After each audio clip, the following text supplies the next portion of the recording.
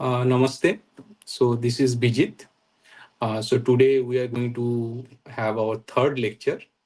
Uh, and so today's topic is okay. So basically, as you know, we have started a lecture series on Indian political theory.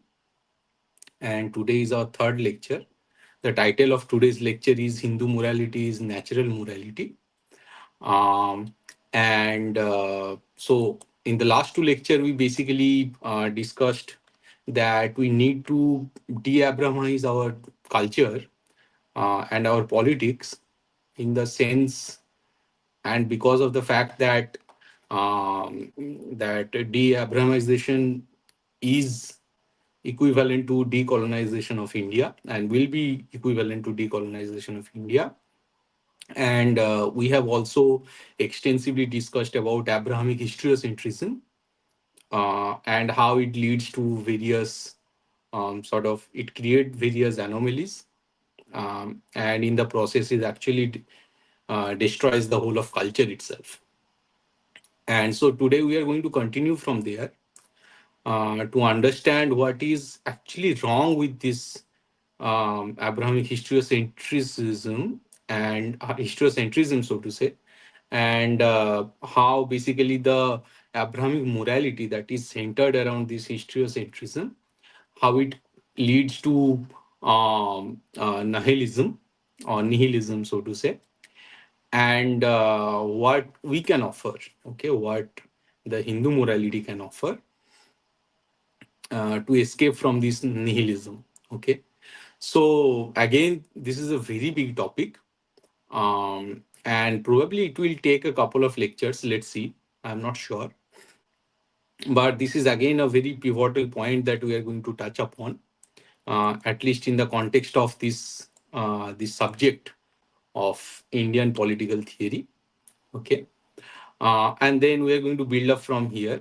So first, we are going to discuss the Rai and Pran to basically create a framework which will be sort of homologous to the principles of nature, because as you know, that as per Hinduism or as per Hindu morality, Prakriti is Parameshwar, right? Prakriti is the temple, it is the mandir. Prakriti is the mandir of Hinduism. So basically, Hindus have learned a lot, and pretty much the whole of spirituality is centered around Prakriti, which is sloppily translated as nature. And so basically, we are going to understand the naturality of Hindu philosophy and various aspect of it, which will be needed to create this Hindu moral framework. And we are going to have a very detailed analysis of how to build upon it, every nitty gritty things in that sort of domain. And from there, we are going to compare it with the Western philosophers and their philosophy itself. Um, and then finally, so probably by the end of today or in the next lecture, we are going to sort of understand dharma and karma and all these things, and how it can be contextualized in the realm of Hindu morality, in the natural morality. We are also going to touch upon very basic ideas, fundamental ideas like spontaneous morality, intentional morality, and obviously natural morality. Okay, so these are the things which we are planning to cover today. Much of this is probably new to you, and it is probably new to the whole of the academia as well, because this part, the lecture, is taken from a book that I am currently writing, which will be published. I don't know. I don't know. Maybe end of year, or it depends on the editor actually. So yeah, it is taken from that book. The name of the book is Split, and yeah. So let's dive into this topic. Hindu morality is natural morality. So, as I promised, the very first topic, in continuation from the last lecture, is that Abrahamic historiocentrism creates nihilism. Right now, you know that the Abrahamism, like Judaism, Christianism, and Islam, their basic claim is that human history is basically the sole source of morality. Right, in their conception of morality, there is a very clear timeline, right, and there is a singularity in the timeline, which is basically it can be birth of their messiahs, or birth of Jesus, or birth of their Rasulullah, right? So there is a singularity in their timeline, and before that episode, that single event, all the events before that specific singular event are basically, they happened in the age of jahiliyat, jahalat, right, in the age of darkness. And after the birth of that Jesus or Rasulullah, it is the age of illumination, right? So they conceive this whole thing, morality, as basically a phenomena that started somewhere down the history. Okay. So basically, their claim that human history is the sole source of morality, it essentially dictates that the temporal fluctuations of events have the power to induce fluctuations in normativity, in the sense that the natural universal morals, they have the capacity by which the society can easily gauge the future and can retrospectively look into the deep past. Okay, so basically they are saying ki, okay, so we have got a book. Use this book to understand the past as well as the future.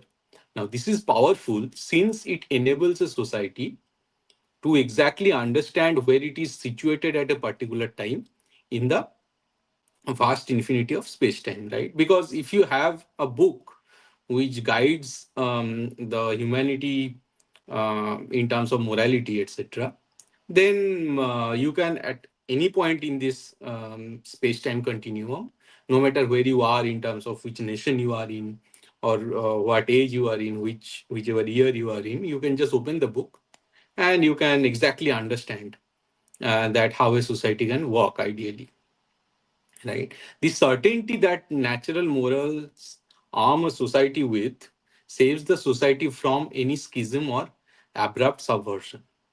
Now, if there is a moral which is natural moral, it should be like that, right? That it should be universal. It should be applied at all point in space time. It has to be maybe in accordance with the natural functioning, and obviously because it is in accordance with the natural functioning, which means it is in accordance with the very spirit of humanity, right? So these natural morals, they ideally should never create a split or any schism or any sort of abrupt subversion within a human psyche.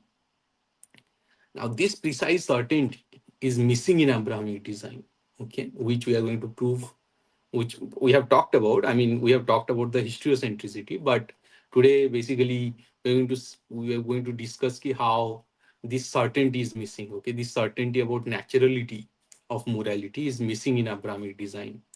The historical standard it tries to impose on humanity is nothing but an aberration in the natural functioning of the society. This is not to say that oppression or darkness should eternally be the trend of history, and that human morality can never venture to dream of a perfect world of natural universality. But lo and behold, the falsehood of Abrahamic historicity can only keep humanity eternally in the hot cauldron of rage, friction, and bloodbath. Right? So, what does Abrahamism do? It always keep you enraged, right? Ki the world is imperfect and it can all. I mean, it can be perfected if and only if the world runs as per their Ahle Kitab, as per their book from the sky, right? Now that thing always create a rage within a Abrahamic man. Even when Abrahamism emerges victorious, the naturalness of a society ideally should not feel the compulsion to accept the framework behind the victory and its universal and moral framework. So even when Abrahamism is, or Abrahamic sort of legion or Abrahamic army is getting victorious in at some point in history and geography, Now it just says कि they were victorious in a specific battle or war. It does not dictate that they were right. It does not dictate that they were. It does not like by default dictate that they were always on the right side of things. Okay, it just says that they were victorious. Nothing else, nothing more than that. Right. So it's a statement of their victory. It's not a statement of their claim on universal truth. Every victory of Abrahamism is a political victory, and victory in polity is mostly embedded in a morality of ambiguity. But the imposition of Abrahamic morality as the true morality after each political victory repeatedly diverts humanity away from natural conventions. Okay. Every time they were victorious, they started to impose some political ideology as the natural moral ideology. They tried to impose on the society they conquered, right? Now, Leo Strauss, in his book Natural Right and History, I guess that's the name, right? Yes. And so, in Natural Light and History, Leo Strauss actually described this quite aptly. Quote, all standards suggested by history as such proved to be fundamentally ambiguous and therefore unfit to be considered standards. To the unbiased historian, the historical process revealed itself as the meaningless web spun by what men did, produced, and thought, no more than by unmitigated chance, a tale told by an idiot. The historical standards, the standards thrown up by this meaningless process, could no longer claim to be hallowed by sacred powers behind that process. The only standards that remained were of a purely subjective character, standards that had no other support than the free choice of the individual. No objective criterion allowed henceforth the distinction between good and bad choices. Historicism culminated in nihilism. The attempt to make man absolutely at home in this world ended in man's becoming absolutely homeless. Okay. So basically Abrahamism starts with the tall claim that stripping history of everything, right, of truth, naturally understood truth, metaphysics, morality, and scientific cogency will make history objective. So basically what they tried to do, once they started to get victory, at least in the political realm, they started to strip. So before these Abrahamic victories, there was like all subjects were essentially very much cogent, correlated, and as if they were one single subject, like history, philosophy, metaphysics. Everything was sort of compiled into a single sort of uh, academic structure, right, or literary structure, so to say. But Abrahamism started to say कि stripping history of मतलब history should be and must be stripped of metaphysics, morality, and scientific cogency, because it will make the history itself very objective. Okay, and that morality can emerge organically out of sequence of historical events. कि जैसे Abrahamic history जैसे कॉन्सीव किया गया, उसको उसी तरह से लिखो जैसे हम लोग बेसिकली बता रहे हैं, और वहां से फिर जैसे जिसे सुन्नत कहते हैं, right, from this historical events of Abrahamism, of Islam और क्रिश्चियनिटी, ऑटोमेटिकली जो मोरल फ्रेमवर्क है वो ऑटोमेटिकली वहां से निकलेगा. But the very assumption of Abrahamism dictating history from a position of power desacralizes, desacralizes history and brings history into discordance with objectivity, naturalness, universality, and transcendence. Right? It just distorts the naturality of this thing, which is actually the objective of Abrahamism. Historical norms become a matter of subjective choice. Abrahamic morality emerging out of it becomes synthetic, assembled from curated narratives shaped by power and accident rather than discovered within the structure of reality. This conscious choice that Abrahamism makes to diverge from reality imparts deep effects on its living agents, which are inhuman individuals. So, society, tradition, natural convention, and natural knowledge are themselves living form of memory, right? Um, एक society किस तरह से जीता है, it lives through its traditions, its festivals, its natural conventions, its natural knowledge, societal knowledge, right? And obviously through its history, because all these things, may it be festival or natural convention or any other thing, calendar, those all are part of the history of a society. Now when Abrahamism dismantles these organic continuities, it does not merely subvert history, it annihilates it. What survives in their place is not history but propaganda rebranded as Abrahamic historicity. Deprived of ontological grounding, such a society ceases to be a civilizational entity and degenerates into a marketplace. तो अगर वहां से history, festival, ये सारी चीजों को अगर हटा दो, then what happens is that it ceases to become civilization, and it degenerates into a marketplace, an extractive space where history is subverted, faiths are politicized, and knowledge are borrowed from colonizing ideologies. And the nation is reduced to nothing more than a vast apparatus of consumption and exploitation. Deep down, a man is trapped in this design, and he starts to lose his faith that anything universal whatsoever can actually exist, that truth can actually be explored from the piles of knowledge gathered historically by humanity, that natural convention and natural order are universal and can simultaneously be experienced through deep introspection into his own soul and spirit, and that his Atma is connected to the larger functioning of the universe, and that reality is not synthetic but sacred. Right? So just imagine. So, for example, before the advent of Abrahamism, right, the border were open, knowledge used to be shared without any inhibitions, right? I mean, the faith and devtas, they were diverse. The whole of society was polytheistic, but they were not in clash. There was a space for plurality and mutual interaction, right, through which every society across the geography could evolve together, could trade, could share their history, could develop mutual understanding of each other, and there was a naturalness in the whole of universe, in the whole of world, and the human being dwelling in it.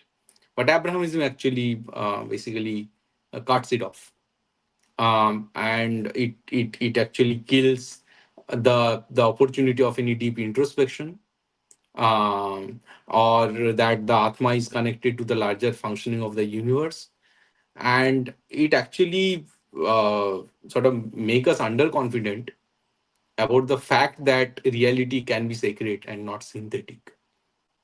Abrahamic historicity and historiocentricity leave the individual suspended in time without metaphysical anchorage. Abrahamic historiocentrism culminates in nihilism, not as a rebellion against Abrahamism, but as its logical conclusion. So when you are actually severed, you are cut off from the reality and its naturalness. Um, when you sort of turn yourself away from the absolute truth, that or and the absolute truth of the nature, right? Those set of absolute principle, the Rit, you stop believing in the fact that there can be anything absolute, and in the absence of that belief, you start to think everything as some sort of a narrative, right? When you lose your belief in that ultimate sort of, in at least in the existence of an ultimate truth, or at least in the naturalness of the society, everything start to become narrative to you, and you lose basically the cogency of interpretations, which actually lead to nihilism. Okay, and this nihilism is not that whatever my capacity is, it is not enough. The nature is a much bigger than my capabilities. It is not like, it's not a rebellion against Abrahamism or Abrahamic God, right? It is actually the logical conclusion of Abrahamism. Okay, it is not like, okay, there are bigger power than me, and I'm not big enough.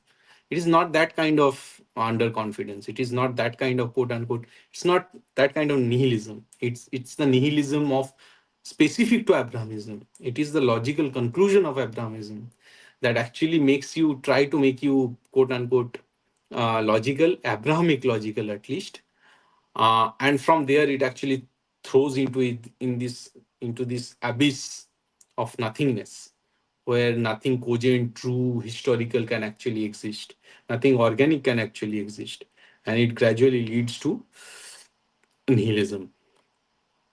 Okay, so and this sort of thing is actually aptly described by this guy Hans Urs von Belsar, the glory of the Lord. Actually, I'm quoting it from a sort of pro-Christian text where they are writing, okay, quote, in a world that no longer has any confidence in itself to affirm the beautiful, the proofs of the truth have lost their cogency. In other words, syllogisms may still dutifully clatter away like rotary presses or computers, which infallibly spew out an exact number of answers by the minute. But the logic of these answers by itself is a is itself a mechanism which no longer captivates anyone, right? Is you basically take the pran out of every process, and suddenly you see everything is nihilistic and meaningless, right? So this is the main problem that actually Abrahamism offers, um, with its focus on historicity, and specifically the Abrahamic historicity, the synthetic historicity, so to say. Okay, so yeah, so basically we have established by now that Abrahamism can lead to nihilism. Okay, so there are a few more things that I wanted to discuss, but I think this is a good introduction to this topic. Okay, no, now the problem is here how to construct a framework to come out of this nihilism, right? So we are going to discuss this here. Um, right. So basically, now how to, is there an escape? That's the question, right? And to answer that, you have to understand that there is probably one chance, right? It has to come out from naturalness. Now, in the absence where everything around you becomes synthetic and you don't know what to resort to in order to understand naturalness, there is one last figment, right? Which is your Atman, which is your Atma, uh, which is even beyond soul, right? Soul. I think we have already discussed that there can soul is basically the reaction, right? It is dual to the external environment, so it is basically reaction to some um, external stimuli. And Nietzsche also says that there can be many souls, right, depending on the stimuli that you are having. But here we are talking about something which is non-dual, which is spontaneous, quote unquote, spirit. Maybe you can call it loosely call it spirit, but Atman has a very specific meaning in the context of Hindu philosophy. So, in the absence of everything, in the absence, I mean, in the absence of naturalness in everything. So, for example, your mind can also be corrupted by the environment, for example, right? Because mind is what? Mind lives in the same physical level as your body and the external environment, right? So obviously, if there are corruption in the environment itself, in the surrounding, chances are there your mind will also be corrupted, right? At least the environment has the capability to corrupt your mind. Now, in a world where everything is corrupted, where everything becomes synthetic, there is at least one thing which is always natural, and that is your non-dual Atman. Okay, so it is non-dual, and the origin from which our mind, our thoughts, our creativity emerge. When all else fails, when all knowledge has been rendered hollow, all values destroyed, and even the mind can no longer see how its agency over the perception of history, tradition, and truth has been seized, the spontaneous urge for creativity becomes the only force with any semblance of power. In a world where every natural conventions bow before the abyss of Abrahamic propaganda, Even the very existence of this non-dual core, namely the Atman, and its capacity to generate moral decisions spontaneously, becomes a very wild and unrestrained rebellious act. When every linear agent, such as reason, tell a rational man that attempting to escape this infinite pit of nothingness is essentially foolish, the Atman engenders a fire. uh, the Atman engenders a fire within us, the fire to create and the fire to expand, drawing us away from this deep metaphysical abyss. It instills in a man living even under the maya of an Abrahamic nihilistic world the ability to create meaning out of shunyata, to dare to dream in a world where life itself starts to lose its inherent worth. This very dare of creativity is a treason in Abrahamic nihilism. Okay. So basically, here I'm trying to propose that when everything else is failing, right? And when Abrahamism is telling you, okay, there is only this sthula sharir, sukshma sharir, karan sharir. Right, exactly. I mean, um, you can already see that I'm deriving from Hindu philosophy.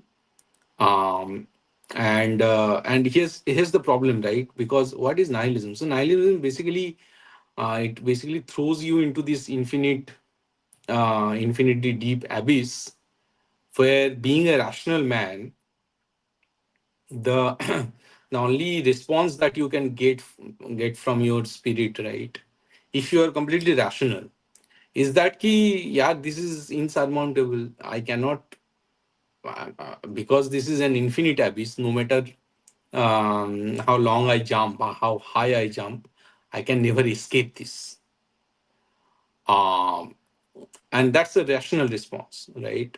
But in order to come out of that infinite abyss of nothingness, you have to have some fire, some non-linearity, um, within you, within your spirit. Okay, the linear response is obviously your rational, your reason.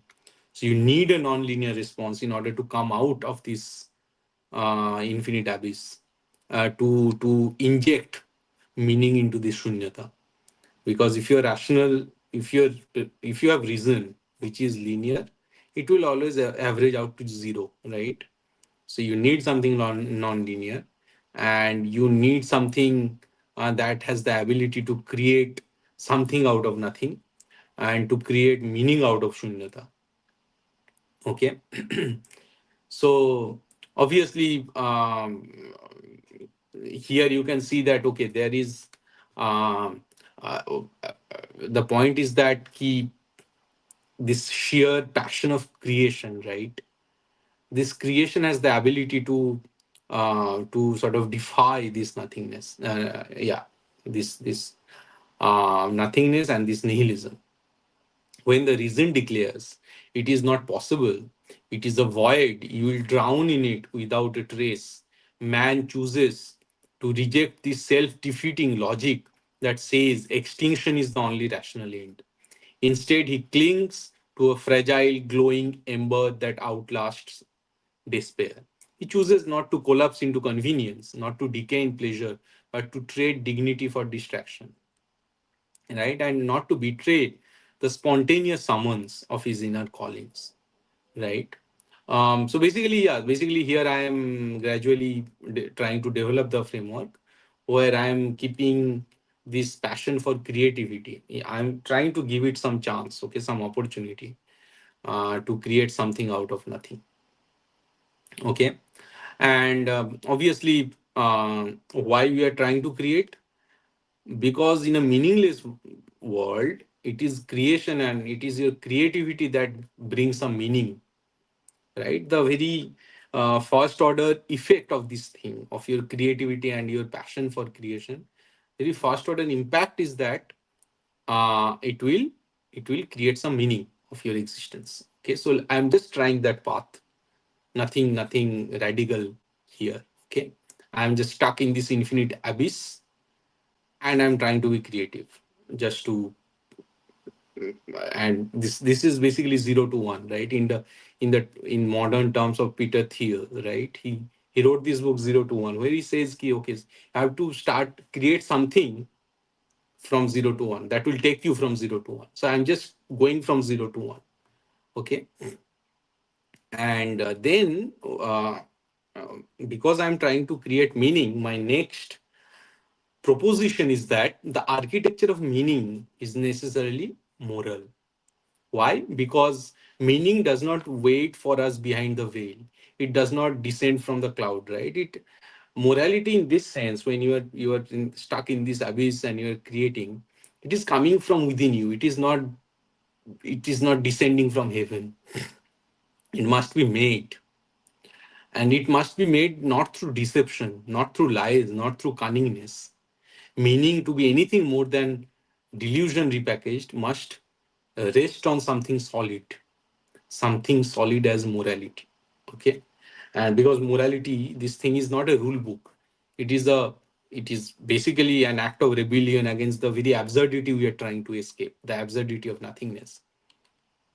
Is the commitment one conduct oneself with dignity, even when the cosmos offers no applause, right? It is being spontaneous. I am not doing it to get applause from the outside environment. It just came from my mind that, okay, what is the escape? It is probably creativity, creation, right? And what kind of creation? Has to be moral creation. It is not about being right. Okay, it is about not being small or insignificant.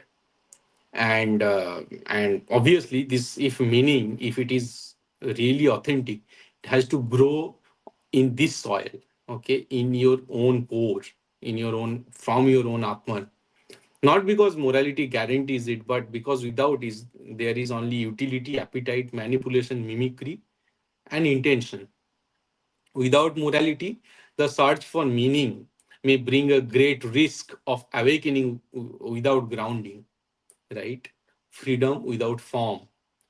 Meaning requires morality, not as mere prescription, not as some disembodied lawgiver's rule book, but morality as the only reliable fabric on which meaning can be stitched. Okay. And if you think metaphysically, morality has the oldest and the greatest genesis, precisely because of this reason, right? It precedes Devtas even. It precedes any doctrine, an axiom, an experience. It is the rhythm of the universe itself. Morality assists the universe to create meaning out of pure void.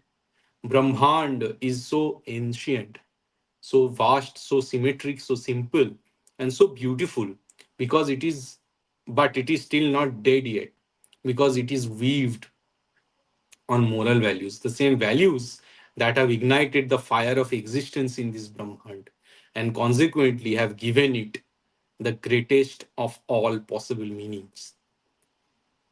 To act morally in a world where nothing compels us to is the highest creative act.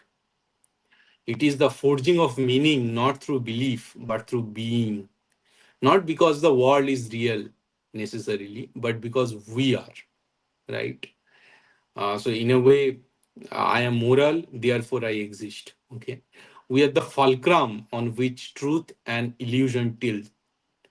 It is through our moral conduct that the truth is asserted on the void of Maya. This is our universe, and we should have the right to question everything. It is through this incessant questioning that many gods die their pitiful deaths, while their occasional moral acts remain untouched. So it can happen that a civilization in its dynamical evolution lose one or two devtas, okay, just because they had a specific contextual appearance um, in some event down the history. But if that context is lost, some devtas are invariably lost. It happened to Hindus as well, right? Some devtas are actually transformed to mean something else, but which mean ki many gods die their pitiful deaths because they lose context. but they are occasional moral acts. So from the very moral act, the from which we conceive these devtas, those moral acts remain. They remain as some fundamental fabric of our civilization and our society, right? So while there, the occasional moral acts of those extinct devtas, they remain untouched. Morality is that one gesture that affirm existence without clinging to it. Manas is inert. Self is same as that. A Christian, it is breathed with life. Okay, so we are going to discuss all these things and these distinctions.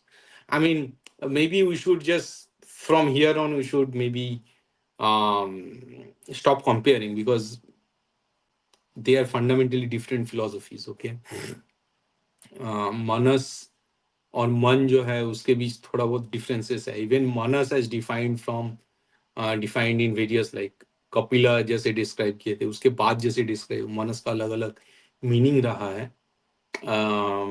Even Kapil का जो सांख्य है उसका जो interpretation निकलता है, उस पे जो टीका लिखा गया है, उस पे भी चीजों को अलग अलग व्याख्या दिया गया है. ठीक है, अम, तो उसको ध्यान में रखते हुए हम लोगों को आगे बढ़ना होगा.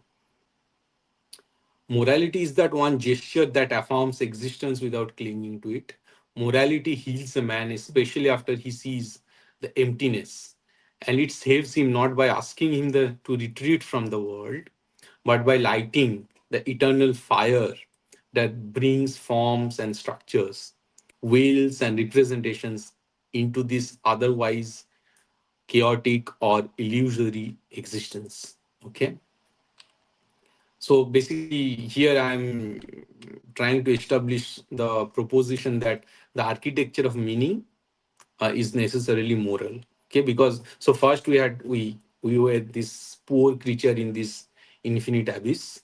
From there, we created meaning, and then we said that this architecture of this meaning has to be moral. The next step is morality assumes an uncompromising path to Bhuma. Okay. So now that we know we are moral creature, we are going to expand. We're going to expand our spirit. Okay, quote unquote spirit. So now, which morality? The morality that expands us, never diminishes. The morality that does not leave us hunched over in our own eyes, but leads us to Bhuma. Bhuma means the greater being. Okay, Bhuma जैसे सबसे बड़ा जो idea होता है, मतलब it is greater than your that is called Bhuma. Okay, the greatness, so to say, the eternal, the greater things. What distinguishes the greater choice and interpretation from inferior, cunning, subverted choice in this world, a world so riddled with contradictions, decadence, and shallow claims of truth, quote unquote truth, is not some fleeting moral platitude or intellectual exercise. It is the craving for Bhuma, that which ignites the spirit, propels the individual beyond the mundane and the petty, and reveals the true dignity that resides in the soul. Bhuma makes moral codes honorable and forms the very bedrock of any moral stature and confidence. It is the lifeblood that separates cosmos from the insignificant, the truth from falsehood, and the warrior from coward, the honorable from the enslaved. Right? It is not some so this Bhuma is not some archaic relic of past societies. It is the very primal force that compels a man to pursue not the fool's gold or fleeting pleasures and transient desires, but the highest calling. The Bhuma is the highest calling, the embodiment of the sacred, the infinite, the vast. It is, in fact, how Hindus have decided to define themselves. Hinani dushyati iti Hindu, one who abhors hinta or lowliness is a Hindu. So I'm quoting this from Meru Tantram, Hinani Gunani Dushyati iti Hindu. Meru Tantram, actually, it is a text written maybe near 1000 AD or so, 1000 Common Era. Uh, and there actually Devi Parvati is asking Shiva that who is a Hindu. And then Shiva is responding that hinani gunani dushyati iti hindu, जो हीन गुण को जो घृणा करते हैं, right, उससे जो उसके चक्कर में जो नहीं पड़ता है वही हिंदू है. हिनानी गुनानी दुष्यति थी हिंदू, हिनानी दुष्यति थी Hindu. So one who abhors हीन गुण is a Hindu. Morality escapes the void of nothingness only by turning away from it. जब जो लोलीनेस है उससे जब मुकर के सामने आ जाएंगे, सामने की तरफ देखेंगे, तब हम लोग भूमा को टच करने लगेंगे, तब हम धीरे धीरे हिंदू बनने लगेंगे. Morality escapes the void of nothingness. Shabdakalpa Dhruva, Shabdakalpa Dhruva is actually, it's a dictionary like thing. Okay, it is the what do you call it, thesaurus of this compilation of all the Sanskrit words made by Radhakant Dev. So यहाँ पे सारे word के जैसे definition दिया हुआ है, right, और it's the Vicky of Sanskrit words basically.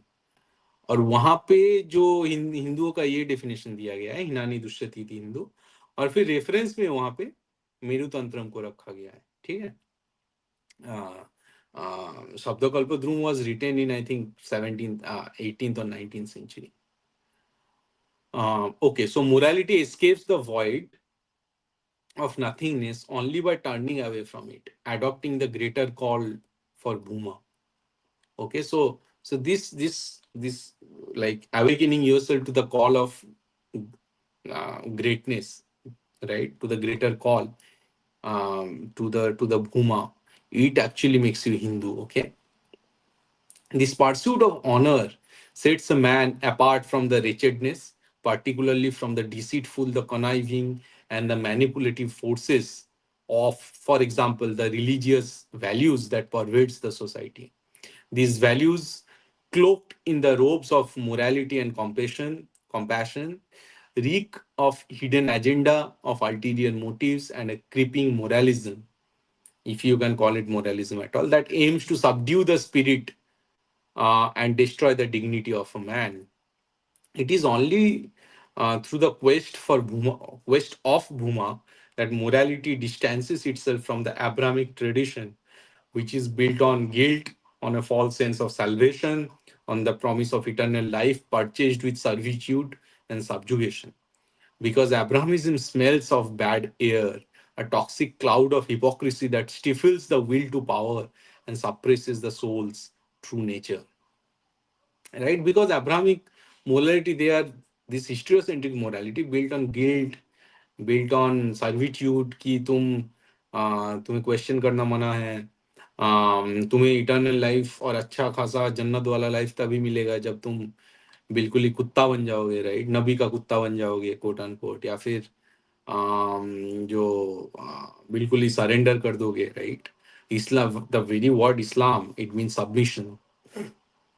Similarly, here also in Christianism also, you know that you have to submit to Jesus because Jesus is the only king, right? You have to submit before the Holy Trinity because you are by default ab initio you are a sinner, right? So it is built on guilt, it is built on submission, false sense of salvation. ये सारे हीनता है. These are lowliness promised to a human being. ये जो हीनता है, एक हिंदू इसके खिलाफ खड़ा होता है. A हिंदू abhors हीनता because he craves for bhuma. It is the craving for bhuma that makes one a Hindu. ठीक है. So so इसी तरह एक हिंदू इसके खिलाफ खड़ा हो जाता है. Whatever stifles the will to power, whatever suppresses the true nature of a soul. Okay, it is the bhuma that will always prevent a man from bowing to the twisted ideals of Abrahamic religions. A man has honor, and it is the most essential component of his character because it is the honor that takes you to Bhuma. He is not a cowardly slave who seeks to appease a distant god. He is a fierce warrior who knows that his dignity is tied to his will to ascend and to conquer. A man does not seek approval from a tyrant in the heavens. He knows that his dignity comes from his inner mastery, from his relationship with the world, nature, and the cosmos. To degrade oneself, to fall into the muck of inferior, distant, lifeless Niskarma God, is cowardice, and it is not moral at all. It is hinta to surrender one's spirit to forces that deny him the greatness that he is born to achieve. A man is a moral entity who despises this lowliness. In the honor bound Atma of a man lies a sense of superiority, not over the weak, the downtrodden, but over the empty and deceptive promises of subjugation, over the life denying forces that attempt to twist the meaning of existence. Man is not an instrument of surrender, but a creed of ascension. It calls for the mastery of one's own mind, body, and soul, to rise above the degradation that seeks to infect the world, to reach for the Bhuma, the vast, the eternal, the grand. The path of a man is a path of conquest, of victory, not through deceit or trickery, but through the purity of honor. And it is this honor which is this true spiritual force. It is no, it is what elevates a man from the mire of mundanity to the greatness of the devtas themselves. To honor one's duty, to stand by one's principle with unwavering strength, is to transcend the weakness that the Abrahamic religions foster, a weakness born of guilt, of submission, of waiting for the heavens to intervene. Man, in contrast, creates his own heaven in this very world, for he is not bound by the chains of dogma or surrender. He does not wait to be a savior, he becomes his own savior. Abrahamic cults mask their true nature under the veil of kindness and charity, but their true goal is suppression of the self, the eradication of personal honor. They tell us to forsake our earthly dignity, to bow our head, to humble ourselves before a higher power. A moral man must always reject this. For a moral man, for a Hindu, honor means standing tall with pride, even before the higher power, asserting his power and his dignity in a world that demands him to be meek and submissive. To choose the Bhuma is to reject the heavenly lie that promises him eternal life only in exchange for his subjugation. Therefore, the relation of a moral man with Bhuma is far more than a mere physical trait. It is the very definition of his meaningful existence. So now we are slowly awakening Bhuma in us, the sense of honor within us. I mean, obviously, your craving for Bhuma is generating this again first hand, quote unquote, can you call it emotion, first hand craving, which is the honor, right? In this whole void of Maya, in this void of Bhutlok, right? What is Maya? Maya is something that changes, right? So anything that is there in Bhutlok that are bound to change are part of Maya. So anything which is born in this Bhutlok, such as your cell, for example, all the cells in your body, they are Maya. Something which is born, maybe your affection for something, your greed for something, that is born at some specific point in space time, right? So because it is born in this bhutlok, in the physicality of this bhutlok, it will die in some time. It will cease to exist. And obviously, because it is born, it is subjected to change with time. That's why these are all Maya. These are part of Bhutlok. But then there are some principles, something which are not touched by this Maya, which are transcended, which are beyond the grip, the scope of the Bhutlok. Okay, those are actually those eternal principles, the Rit, truth. Okay, those are actually Rit. Those are Satya. Okay, Satya is something which doesn't change with time. Okay, so यहाँ से फिर you can see that how we are framing the whole Hindu philosophy from this very um, basic sort of sense of bhuma, sense of honor. We can build up the whole Hindu philosophy from the scratch. Okay, so this is what I wanted to show you. I can go even in more detail um, to even cover the edge case scenarios, but my book will be published in a few months, and you can check how I have covered the edge case scenarios. Okay, and this is the basic structure that I'm trying to obviously borrow from the Hindu philosophy and incorporate in my work. in this lecture at least, right? हाँ, कुछ comment वमेंट आया था, मैं थोड़ा पानी P लेता हूँ. एक दो कमेंट है तो दिखा सकते हो. Then I will cover something else. So just maybe for 1 minute I can check the comments. Rudra, you are there?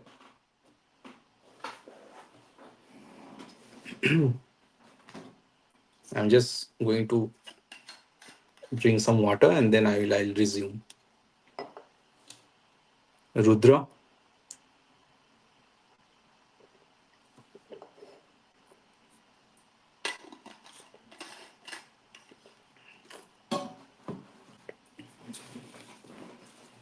So there is no Rudra, so I'm talking to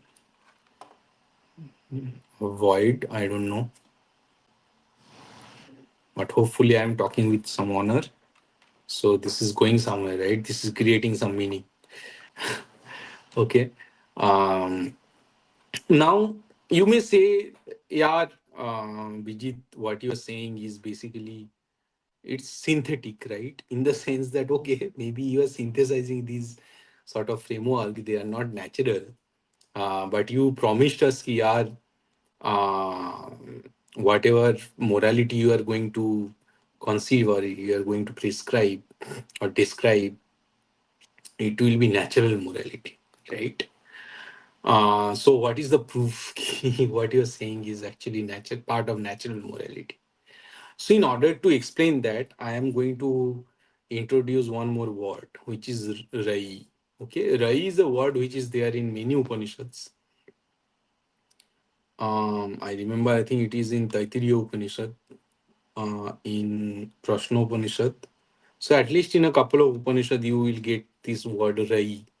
तो probably रई is the word जहां से आर्य निकला है, probably. Okay. Now what is रई? uh, अब जब हम लोग भूमा को डिस्क्राइब करेंगे, जब एक्सपेंशन को डिस्क्राइब करेंगे, right? Because okay, we have honored that, that's why we are expanding to Bhuma, right? At least through our kirti and everything, right? रई इज दैट. सो इनफैक्ट प्रश्न विषय या फिर यहाँ पे क्वेश्चन किया जा रहा है व्हाट इज रई कंटिन्यूअसली. समवन इज सेइंग कि फूड इज रई, someone is saying water is rai, right? And they are true in some or the other context. In some specific context it is true, because if you get food, it is the food and so someone say pran is rai, मतलब जो सांस हम लोग ले रहे हैं वो रही है. So partly they are all true, because it is your, you know, your sauce and your food which is actually expanding your body, right? एक बच्चे से जब एक बड़ा होते हो, वो रही के लिए होते हैं, राइट? वो भी एक्सपैंड करते हैं, तुम्हारा बॉडी जो एक्सपैंड करता है उसके पीछे जो जो जो सॉर्ट ऑफ प्रिंसिपल रहता है वो भी रही है एक हिसाब से. उसी हिसाब से तुम्हारा जब माइंड एक्सपैंड होता है वो भी एक रही का ही एक एक्सप्रेशन है. ओके, इन द भाव लोक, सो टू से. Okay, so essentially, Rai is the fire that exponentiates to Bhuma by burning its own ashes. Okay, so for example, when you check, when we talk about causality, for example, causality का जो एक chain होता है, right? It's like a um how to say it? It's like a tree that is always branching out, and it is branching out too fast, right?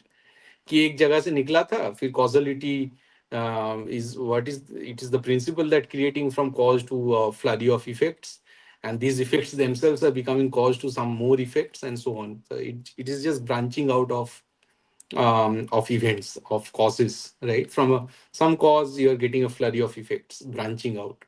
So that's sort of an exponential expansion, right, of the branching out of some physicality. Okay, so now so at least at the level of causality you can see कि cause से जो effect बनता है वहां पे ये बंद नहीं हो जाता, it doesn't ceases, right? It doesn't cease, it basically, so that effect itself become the cause to something new.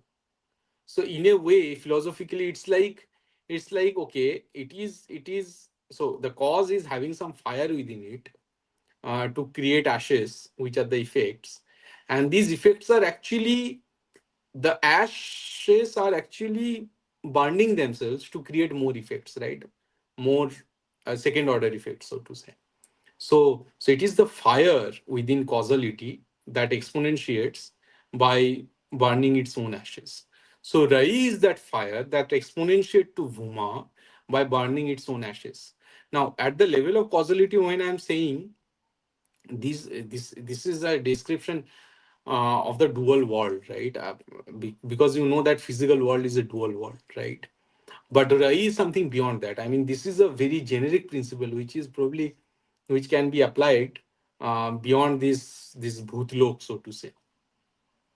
And what is the proof? So the emergence of the Brahman from an absolute void could not have been facilitated by any linear, uniform, or inertial process. Am I audible, guys? Because I saw some issue. Uh, so I guess I'm audible, right? I don't know. Can someone confirm? Just write it in the chat so that I can see. Okay, okay. So right. So Rai is the fire that exponentiates to Bhuma by burning its own ashes. The emergence of Brahmand from an absolute void could not have been facilitated by any linear, uniform, or inertial process. Any such mechanism would have led to an immediate collapse of the emergent structure back into the same null state, the nothingness.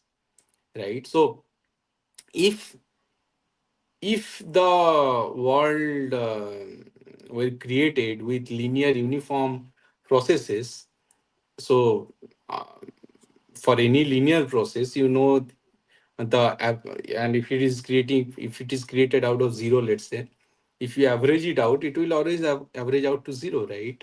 So you require a non-linear process, which will not a non-linear process which can create this Brahman out of nothingness.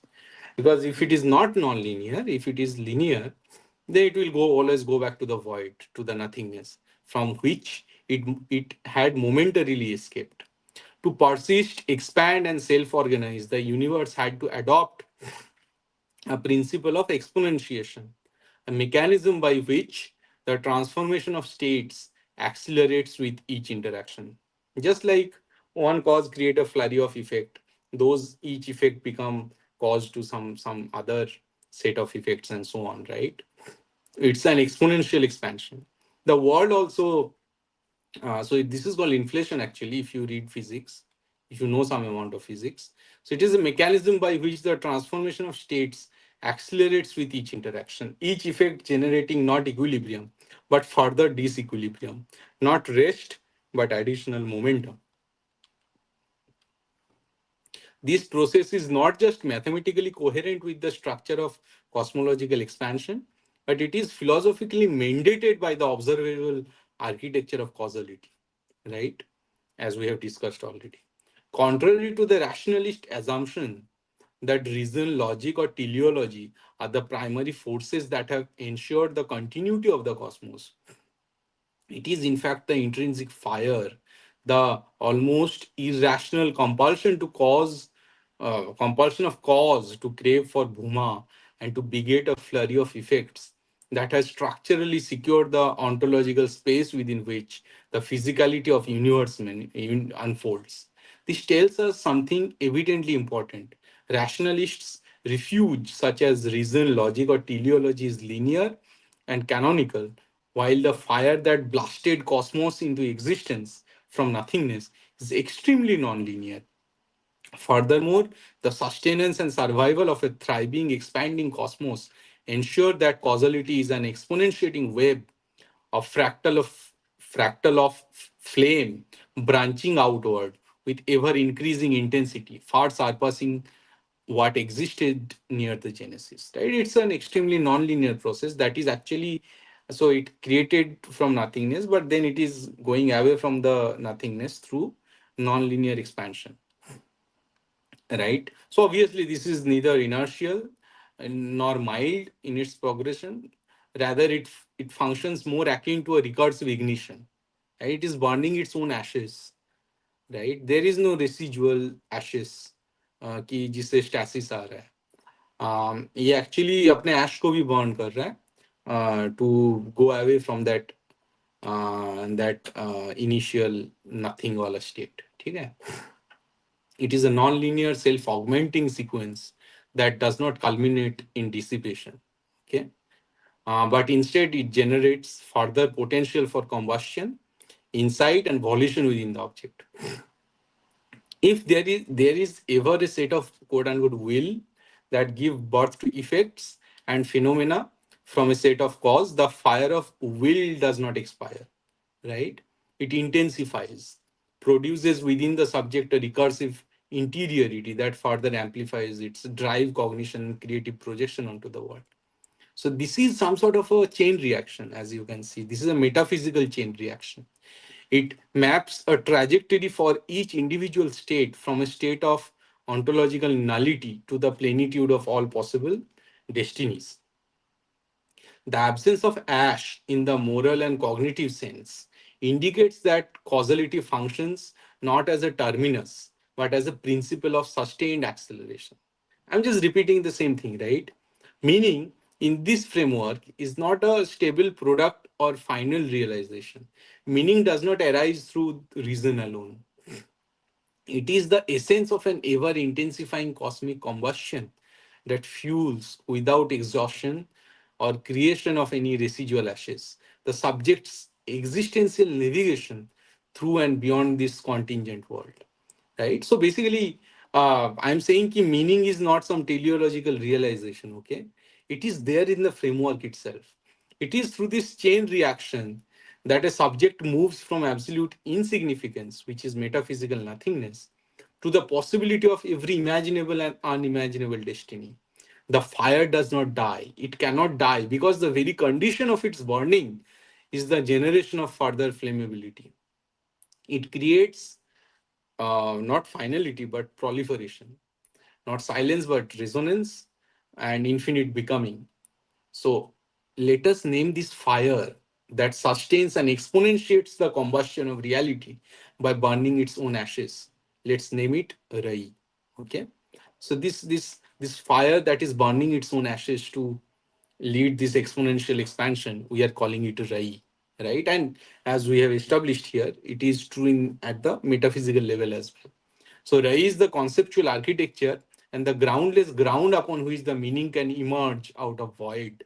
And more importantly, it can sustain itself without collapsing into nihilism, because it is a non-linear process. It is an exponential process that is taking itself away from that nothingness, that void.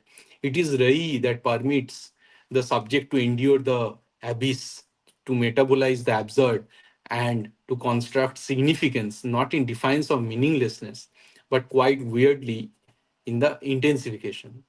Rai functions precisely because it never produces ashes as such. This is the structure of a particular kind of cosmic necessity, a necessity that affirms not merely existence but persistence, self overcoming, and meaning generation. It is due to Rai that the universe did not return to void. This is how the subject does not sink into nihilism. This is how meaning does not end in entropy. ठीक है. So basically, यहाँ पे we are conceiving something as Rai, which is taking us away from that, which is actually leading us to Bhuma, right? To the greatness, to the event, to even bigger realization than what we are currently, right? It is taking us away from the void, and this fire that is doing it. The can call it principle, but it is really the fire that is taking it, right? Which is called Rai. Okay.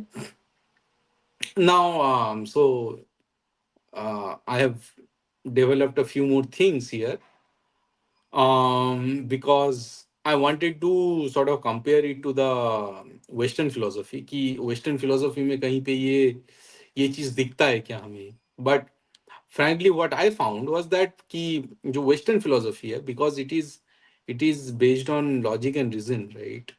That's why it is canonical in the sense that it is linear.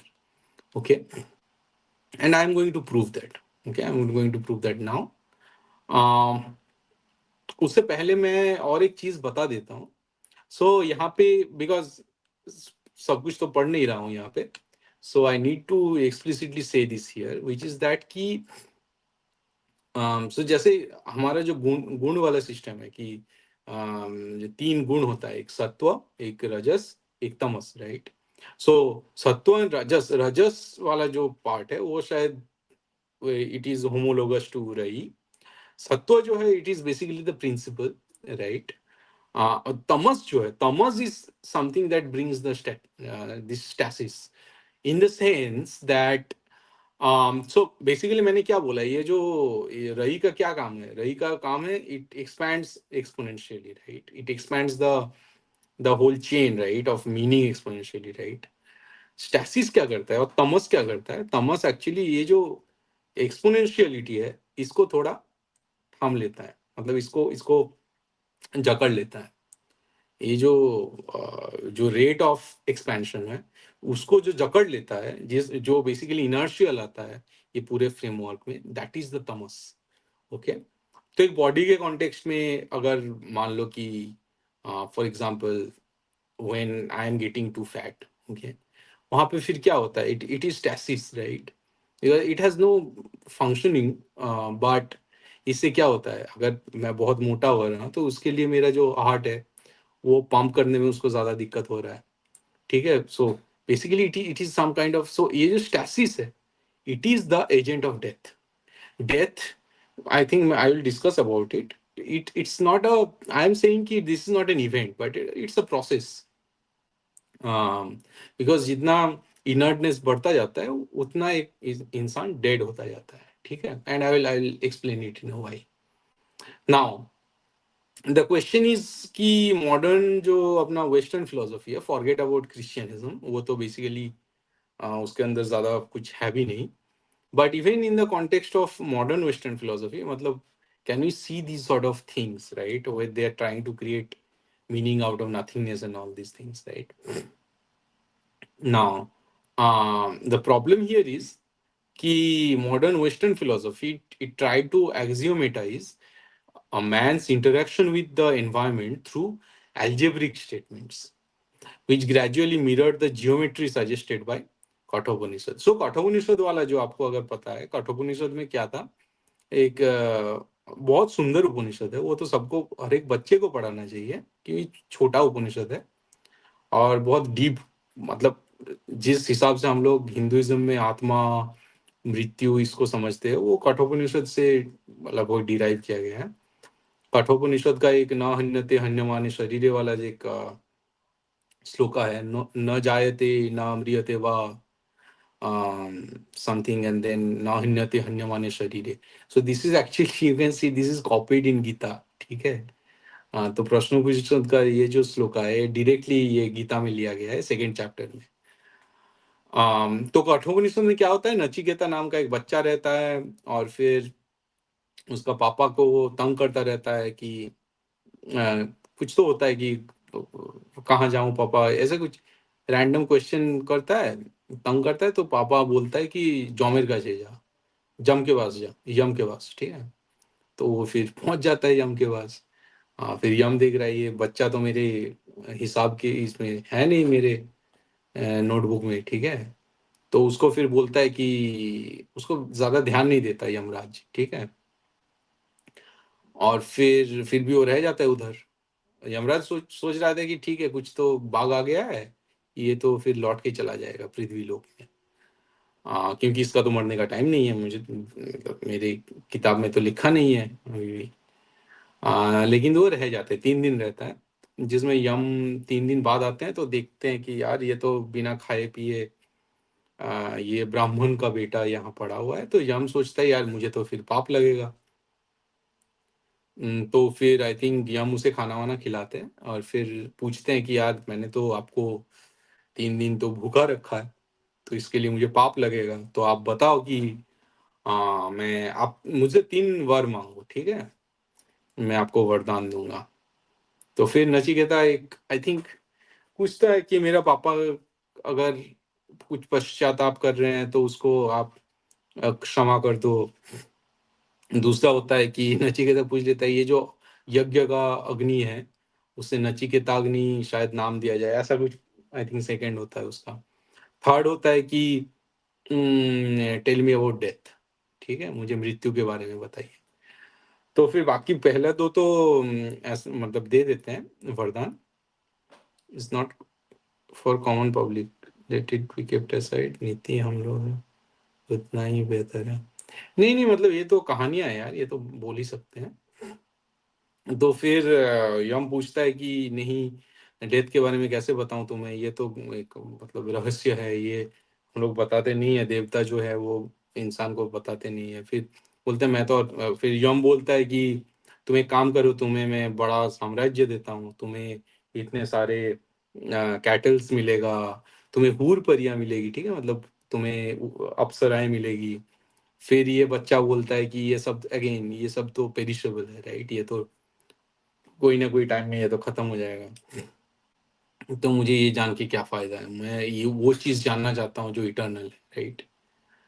तो फिर यम जो बोलता है, यम फिर नचिकेता को जो answer देता है वो बेसिकली कठोपनिषद है, राइट। कि Kathopanishad imagine imagine a man interacting with his environment like a rider driving the chariot, कि एक रथ है उसमें एक रथी बैठा हुआ है।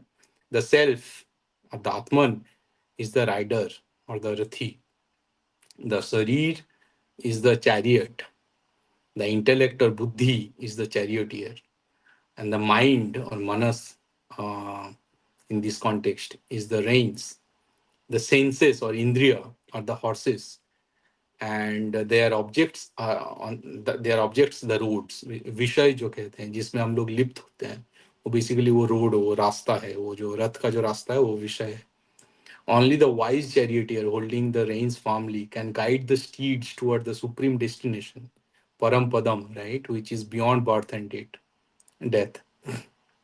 Without Vigyan or knowledge and mental discipline, the senses behave like wild horses, and with mastery, they become like noble steeds. Now, यहाँ पे आप देखोगे ये जो इस तरह से कठोपनिषद में जैसे इसको बताया गया है, यहाँ पे you you have conscious agents, right, you have the rathi. But जो मॉडर्न वेस्टर्न फिलोसफी है वहाँ पे it tried to axiomatize man's interaction with the environment through algebraic statements, ठीक है, वहाँ पे कोई कोई कॉन्शियसनेस का जगह नहीं है जैसे, ठीक है, which gradually mirrored the geometry suggested by Kathopanishad. मतलब it try to sort of axiomatize. So अगर कठोपनिषद आपको एक जियोमेट्री दे रहा है कि कैसा दिखता है, then modern western philosophy tries to axiomatize it. The lack of morality seriously hurting us in that answer comment अच्छा अच्छा। तो बेसिकली वही है कि कठोपनिषद अगर जियोमेट्री है, then modern western philosophy tried to algebraize it, algebraize that geometry, ठीक है। तो now we know for a fact that Western philosophers were deeply influenced by Vedanta, but whether they attempted to directly formulate equations reflecting Vedantic geometry of man, or whether their honest, sincere, independent efforts led to these equivalences, it is not entirely known. So I cannot tell you for sure कि ये जो इन्होंने एक equivalence लाने की कोशिश किया वो वेदांत पढ़ने के बाद था या फिर this was a coincidence. First came Plato, who asserted that reality lies in the world of forms। ये तो हम ऑलरेडी डिस्कस कर चुके हैं कि there is some transcendental form, right, a table has a tableness, a chair has a chairness। जब उसके साथ कुछ हद तक मैच करता है वो ट्रांसेंडेंटल फॉर्म के साथ, तो उसको उसका वो नाम मिलता है, right. So this is the idea of transcendental external form जो which exist independently, right, of these earthly objects। It took several centuries for Europe to produce another sensible philosopher like Immanuel Kant, who argued that we can never access the thing in itself, only its appearances, right? So only we can only access the phenomena and not the thing in itself. Because obviously, whatever we try to see and interpret or access, it is always subjective, right? Because we are the subjects. Descartes separated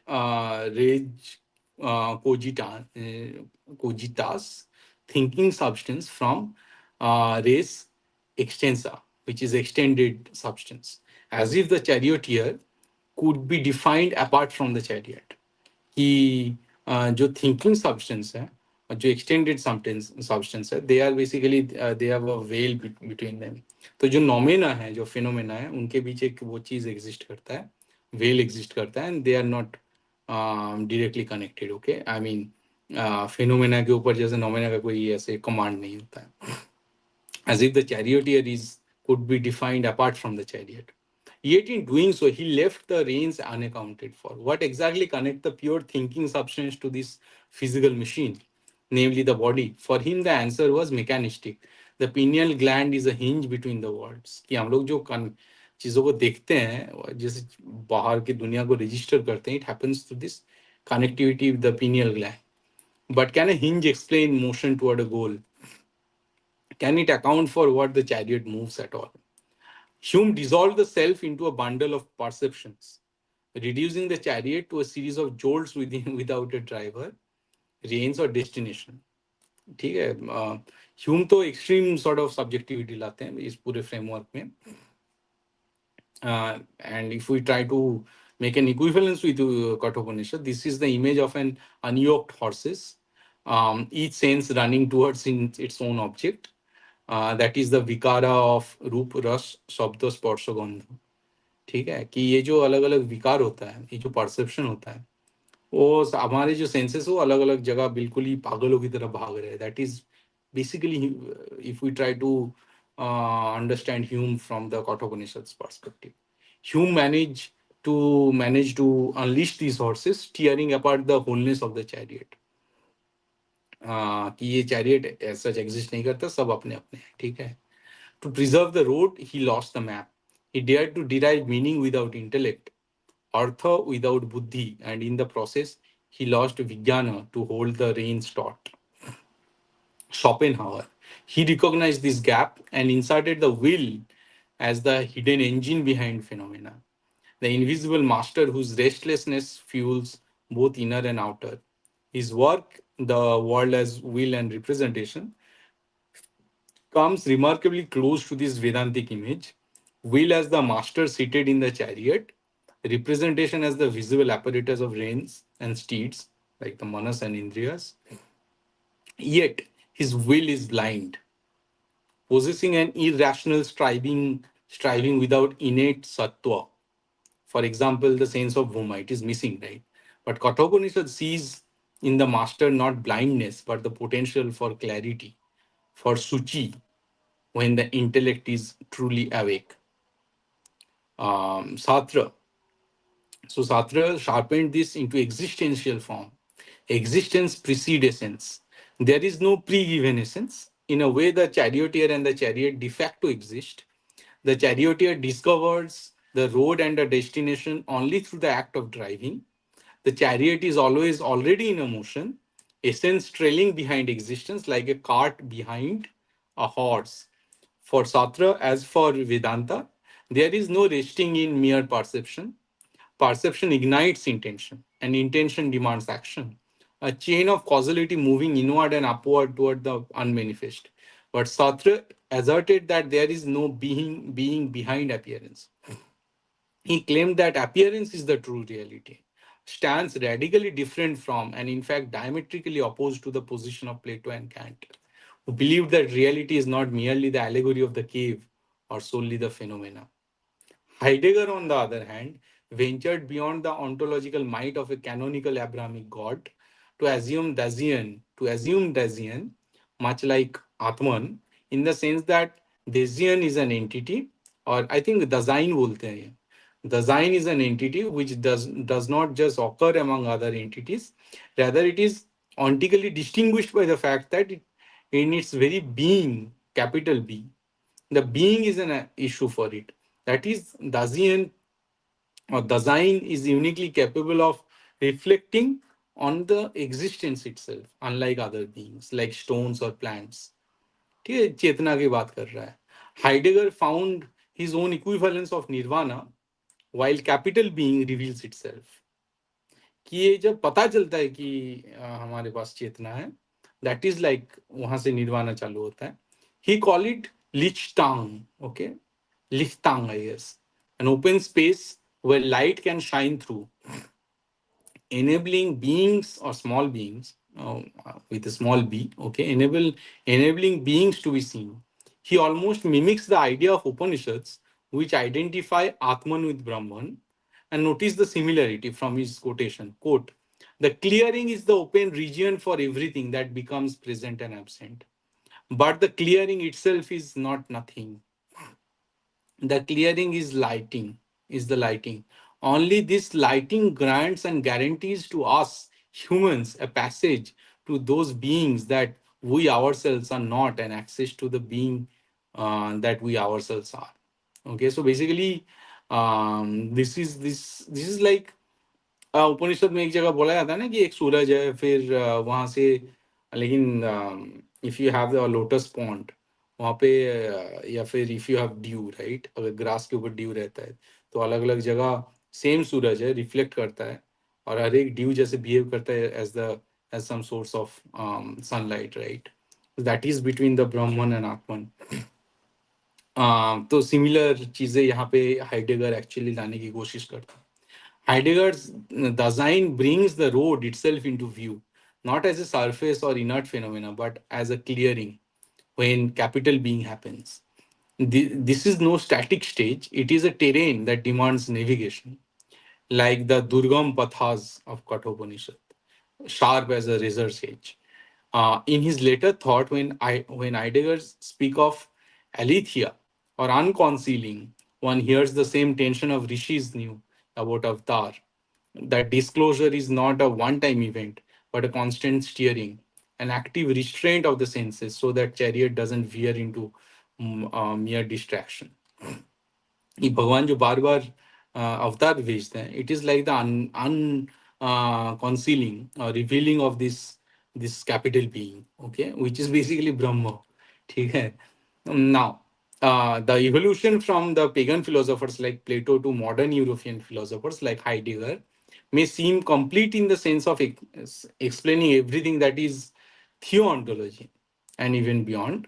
So it's basically a closed structure of pretty much inspired by theology.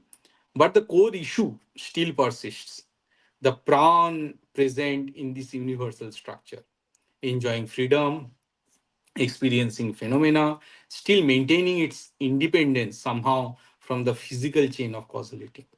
Western philosophy का problem ये है, it binds the pran, okay, into this dual physical world, which engages in this duality of physicality, okay, जहाँ पे cause है, effect है, and they are bound by a chain which is the causal chain. इस पे जैसे प्राण को ये बांध देते हैं, तो फिर जो जो अंदर का अपना जो प्राण है या फिर आत्मन है, आ, इनके हिसाब से वो सोल बन जाता है, और जब सोल बन जाता है फिर वो उसमें डुअलिटी आ जाता है. The western philosophy can not take you beyond this dualism, beyond this Dvaita existence. Okay. Now, the pran is present in this universal structure, enjoying freedom, experiencing phenomena, and still maintaining its independence somehow from the physical chain of causality, is what makes the universe a poetic, dynamic reality, right? And this living, dynamic reality cannot be grasped through the algebraic axiomatization of philosophy. क्यों? क्योंकि जब तुम एक्सियोमेटाइज करने लगते हो चीजों को, तो obviously corresponding to your set of axioms, there can exist a sort of complementary reciprocal set of axioms which can create another world. Because if you try to create a world from this axiomatic sort of set, it inevitably lead to duality, right? So life is not a set of axioms, but it is a living, breathing reality. It is a dynamic reality. which is beyond this algebraic axiomatization of philosophy. Forget metaphysical reality, even physical reality, which humanity has attempted to axiomatize through formal logical structure, has faced a shameful defeat. मतलब even ये math में भी possible नहीं है math में भी it has been discovered, it has been proven by mathematician like Gödel that mathematics cannot be simultaneously complete and consistent, um, in the sense that it is a in the sense that it has a finite set of axioms and rules and all these things. Okay. So again, you can read about Gödel's incompleteness theorem. It will be a digression, but again, I've covered it in my book. But I'm just moving on. Okay. So obviously, basically, we are saying ki, okay, we have a living dynamic reality, and the Western tendency of Western philosophy, it cannot explain this life, this dynamism of the universe, because they focus on axiomatization, algebraic axiomatization of philosophy, and it is never possible through in this way to get a complete philosophy of life, so to say. Okay, right. Now let's ask a few relevant questions here, which will take us from Western to Eastern philosophy. So, first question: is humanity really nihilistic? Are we nihilistic? Are you nihilistic? The answer is no. We know it, right? We know it as pratyaksha, as our direct experience. Nihilism does not belong to this ontological constitution of a man. It is not intrinsic to human nature. The existence of a man affirms itself through the immanent primordial fire, which we are calling Rai in our context. It is Rai that, even in the extremity of self annihilation, guides a man to act under the compulsion to ascribe meaning, to reassert some form of significance, and that gesture can never be considered as metaphysically void. This intrinsic fire within oneself has never been adequately accounted for within the horizon of eschatological myth, or the perspective or the prescriptive fiat of an extrinsic transcendental deity, which is the Abrahamic God. This very depth of a man surpasses the theological closure of the Abrahamic God. The severance between Rai, which is the vital sap of being, and the phenomenology of emptiness, as found in Abrahamism and in much of modern literature, is an artificial, ideologically engineered rift, and it is precisely this schism, this cultivated alienation from the immediacy of life's self grounding, that constitutes Abrahamism's most stable and enduring imposition upon the human spirit. Humanity has always managed to escape this imposition and this schism, and this escape can be understood, formalized, and manifested only through Pran and Rai. It is due to this non-dual transcendental chemistry of this duo of Pran and Rai that has helped human to beat this frustrating status quo of eternal meaninglessness, and has instilled confidence in him to create so much. It is only through his fire of life, his spirit to struggle and survive, and then create meaning out of it, in his spontaneous outward expressiveness, and affirmation of his confidence to come out of that cold, sad, depressing pit, to not look back and rationalize his future based upon what he has been gifted with. It is that Rai within him that forces him to look beyond, to overcome, to build up, to discover, to fight, to keep swimming no matter what. It is this spontaneity, the fire, the Rai of human expressions, and not the intention that has lifted humanity from the dark pit of nihilism. And it will continue to do so in the same way for eternity. Right? No rationality, no intention has helped to lift humanity from this dark pit of nihilism. It is that spontaneous fire within a man that he doesn't even have to think about. is that spontaneity, that fire that has lifted up. It is that rai that has lifted up a man from this infinite pit of nothingness and nihilism. Right? And it will continue to do so in the same way for eternity, because rai itself is eternal. Okay. And then also, I'm not going to discuss the death and instinct.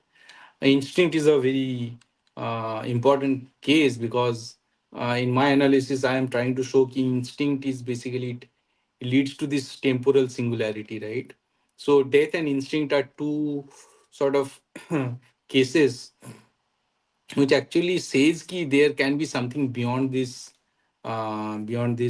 dual physical world, which has a space time, right? लोगों को शायद समझ में आना ये मुश्किल होता है कि स्पेस टाइम के बियॉन्ड भी एक मेटाफिजिकल एग्जिस्टेंस हो सकता है. So without going to physics, here I am trying to show कि instinct is a proof कि there can be a temporal singularity, जहाँ पे वो मतलब नेसेसरली एक नेटवर्क नहीं रहता कि T1 T2 की okay there is a response और I am thinking something and then I am acting, उसके बीच वो टेम्पोरल गैप नहीं रहता. दिस इज टू शो कि इंस्टिंक्ट इज द प्रूफ कि as a result time for the instinct driven animal is perceived only in the now. So जिस moment पे instinct आता है उस मोमेंट पे जैसे जो टेम्पोरल सेंस है विद इन एन एजेंट वो गायब हो जाता है. ठीक है. So it is asymptotically we can say कि basically instinct in its most elemental form immerses us in the now, and reason helps us to weave integrate. तो रीजन में क्या होता है, रीजन में एक टेम्पोरल सेंस होता है, इंस्टिंक्ट में वजह से गायब हो जाता है. Together they form the foundation of how we experience and understand the dynamics of reality. So obviously reason है वहाँ पे you perceive time, but instinct में जैसे you stop perceiving time, like it's a singularity in your consciousness in a way. It is a obviously it's some kind of a hint that there exists something which is beyond the perception, which lives in this spatio-temporal world. Okay, ये थोड़ा बहुत मैंने लिखा है, फिर मैं आगे जा रहा हूँ जहाँ पे I think I wanted to discuss something which are now our I think the definition of intention morality, spontaneous morality. तो ये हम लोग तो ये बातें करते रहते हैं कि Abrahamic morality is intention morality, Hindu morality is natural morality, which is manifestation of some sort of spontaneous morality. तो अभी उसको हम लोग डिफाइन करेंगे. ठीक है. So morality, which was in truth a set of eternal non-dual principles aligned with sattva. Now I have to prove why I'm calling it eternal. But okay, so basically, from this treatment, ki okay, death exists as a tamas. You have instinct. I tried to prove कि there is a metaphysical existence beyond this dual physicality. Okay, the beyond the duality of physicality itself, the physical world. Now, morality, which was in truth, so morality is beyond that world. Okay, if there exists morality, which is eternal morality, it has to be beyond this duality of the physical world. It has to be beyond this physical world itself. Morality, which was in truth a set of eternal non-dual principles aligned with sattva and fostered by rajas, is exported to an agent outside one's own faculty, and that external agent does not hesitate to introduce inertness, decadence, delusion, dualistic, discriminatory pseudo-ethics in framing the moral codes to control man and his society. अगर morality को तुम export कर दोगे to an external agent like Abrahamic god, वहां से वो जो obviously if you export it from your atman, from your spontaneous inner non dual atman, वहां से निकाल के जब मोरालिटी को एक्सटर्नलाइज करने के मतलब if you conceive morality as something that you can externalize, वहां पे ही डुअलिज्म क्रिएट हो जाएगा, राइट? वहां पे ही मोरालिटी फिर वो फिजिकल डुअलिज्म जो है उसके अंदर आ जाएगा, विच मीन कि morality will no longer remain eternal. Okay, This morality born out of one's intention, that is the intention of the man himself or of the external agent, right? कि ठीक है, तुम बोल रहे हो कि चलो मान ही लेते हैं बाहर वाला एक हेवन है जहाँ पे बहुत ऊपर एक हेवन है जहाँ पे एक गॉड एग्जिस्ट करता है, but then even if he exist, वहां पे फिर he is dictating morality out of intention, right? His intention is to dictate morality, and it is not coming out of spontaneous, deeply human expressiveness and honesty. Morality has to be spontaneous, okay? It has to be deep, it has to come from this human expressiveness and honesty, right?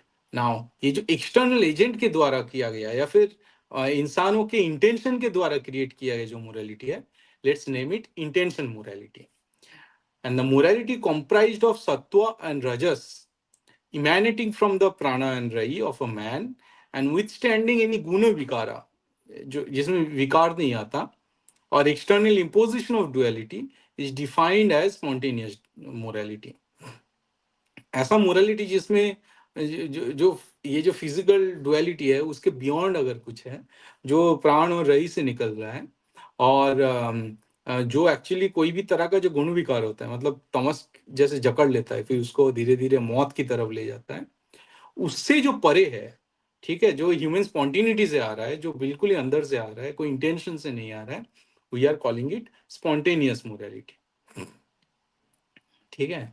So obviously joy, delight, empathy, courage, love, bravery, heroism, gratitude, pride, even anger, sorrow, pathos, pity, these can be spontaneous emotions, right, as a reaction to some environmental factor, but they come purely from quote unquote the heart, without any it may come from the core without any pre-decided intentions, right?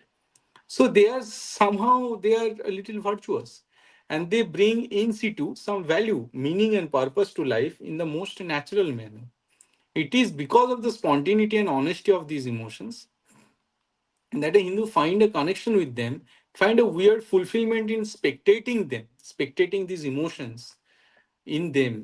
ठीक है, उनके mind में जैसे ये सब emotion आता है, it Hindu finds a weird fulfillment in spectating these emotions blooming within him or his mind in his stream of consciousness, joy or sorrow, delight or anger, bravery or pathos. Avidly experiencing all these natural emotions lead him toward a strange sense of completeness, sense of fulfillment and attainment of meaning in the most pious and virtuous way. This delight, this sense of fulfillment is something that essentially distinguishes a Hindu from the Abrahamics. A Hindu always knows that whatever he has been experiencing in his life is not the result of some top down agenda, or मतलब he's at least conscious about it, fed by any power, politics, padri, or prophet, but rather of his karma and his spontaneous functioning of the nature, and the spontaneous functioning of the nature. Or at least he can distinguish between a propaganda and a spontaneous event in reality. He senses his life not as a flimsy fabrication designed by the grand intention of a state or a religion or a cult, but rather as a unique benevolent gift from Mother Nature, in whose womb his very Atman and his karma reside forever as indestructibles. This experience of immortality and vitality comes manifestly from the experience of true and honest emotions, not from the compulsion to justify the imposition of religious dogmas to his own soul, like an Abrahamics. Since he verily knows that his thoughts, emotions, and actions are true and honest, not mired by any externally imposed religiosity, and because truth is always above religion, the life of a Hindu can relish a sense of joy and fulfillment through the assumption of his own life's ownership. And ownership, which is much fundamental than any belief, faith, event, or perception of a man. This ownership elevates him from the cradle of naivety to the highest heaven, quote unquote heaven, of a happy, fulfilling, responsible, manly life.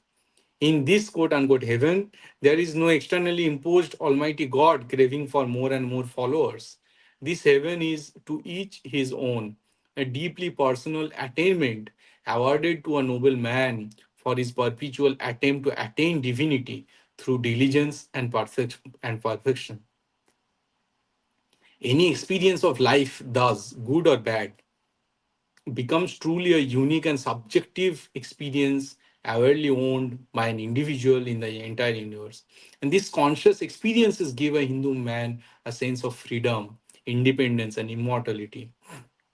This uniqueness and specificity and subjectivity of his experiences deliver him a fine awareness of his life, karma, faith, belief, spirituality, knowledge, and wisdom. All these genuinely bind his quote unquote soul directly with the all powerful forces in the universe in the strongest possible way, not through fear, but through relishing the very juice of life. This constant awareness of his own self and his own deeds further elevates his soul gradually beyond petty earthly emotions and experiences to the realization of some divine power within him that provides strength to his every stride of life, delight to his every deed, pride to his every pursuit, and meaning to his morality, the pagan, natural, spontaneous Hindu morality. Right? So here I am trying to prove ki basically I have defined the intention morality, spontaneous morality, and I am saying ki theek hai, you are in this environment and the environment is basically evoking emotions within you. But a Hindu doesn't try to misinterpret or subvert the narrative of this emotion. He honestly experienced this and he's being watchful about this, right? And through this very observation of his emotion, of his own emotion, his own mind, and his karma, his faith, he actually he experienced this uniqueness of life, right? He can understand his stand, his position in the entire universe, and that is some sort of an immortal, it is some sort of an immortality, right? That ki, okay, I am unique in this world and I am divine, right? What I'm experiencing is my pratyaksha, and this is unique. This constant awareness of his own self and his own deeds elevates his soul beyond any pettiness, right? So again, Rudra, are you here? I'm going to drink some water, and meanwhile we can take some comment and questions if there is any. Rudra, are you here?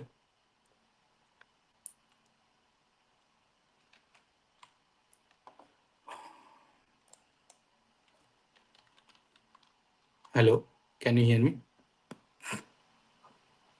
Yeah, but there are no questions to discuss. I think we can open the Anyone stream want to to join? give. Anyone want Yeah, to join?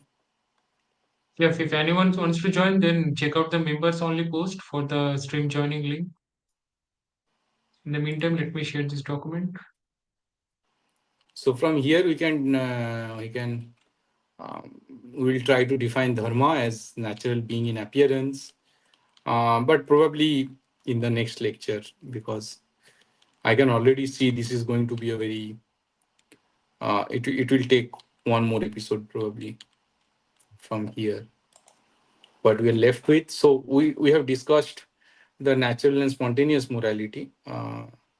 Now intention morality we have defined, but we should now define ki, can intention be the basis of morality? But these things we'll probably discuss in another episode next time. And there we will define karma, dharma, and all these things um, with respect to this framework that we have been developing. Okay. So, if anyone wants to join, maybe we can have a nice discussion and sort of comments and critique on this lecture.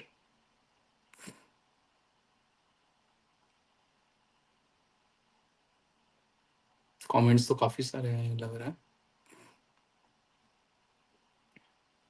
Nainer want to join?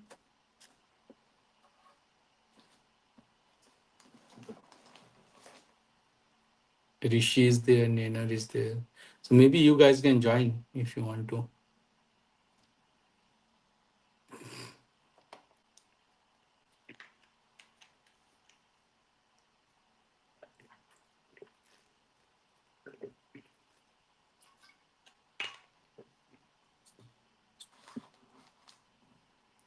आज कोई नहीं join करेगा, भूपेंद्र नहीं है इसलिए।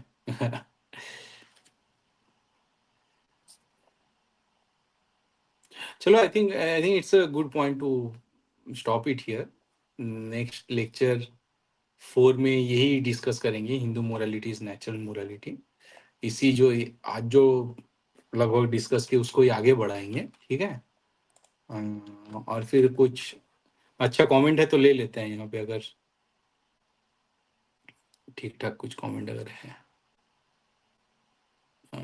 Weekend में करो दादा, मैं ज्वाइन करूँगा। अच्छा अच्छा, ओके।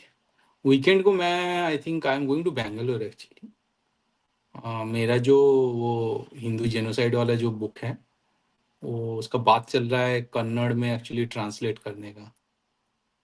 तो वो बात करने के लिए जाऊंगा, और ऑब्वियसली मेरे एक दो दोस्त हैं उनसे मिलूंगा फिर। तो वीकेंड को तो आई थिंक नहीं कर पाएंगे इस बार। बट हाँ, मंडे या ट्यूसडे को रखते हैं, फिर इसी को कंटिन्यू करेंगे। हेलो ऋषि। अरे नमस्कार विजित दा, नमस्कार नमस्कार नमस्कार। नमस्कार। धर्मा को भी नमस्ते। सो ना, असाधारण अच्छा, सॉरी, हिंदी में बोल रहा था। बहुत ही असाधारण था आज का प्रस्तुति, और शायद सारे जितने भी दर्शक है उन्हें भी अच्छा लगा होगा आज का सेशन जो हुआ है। So I wanted to talk to you about one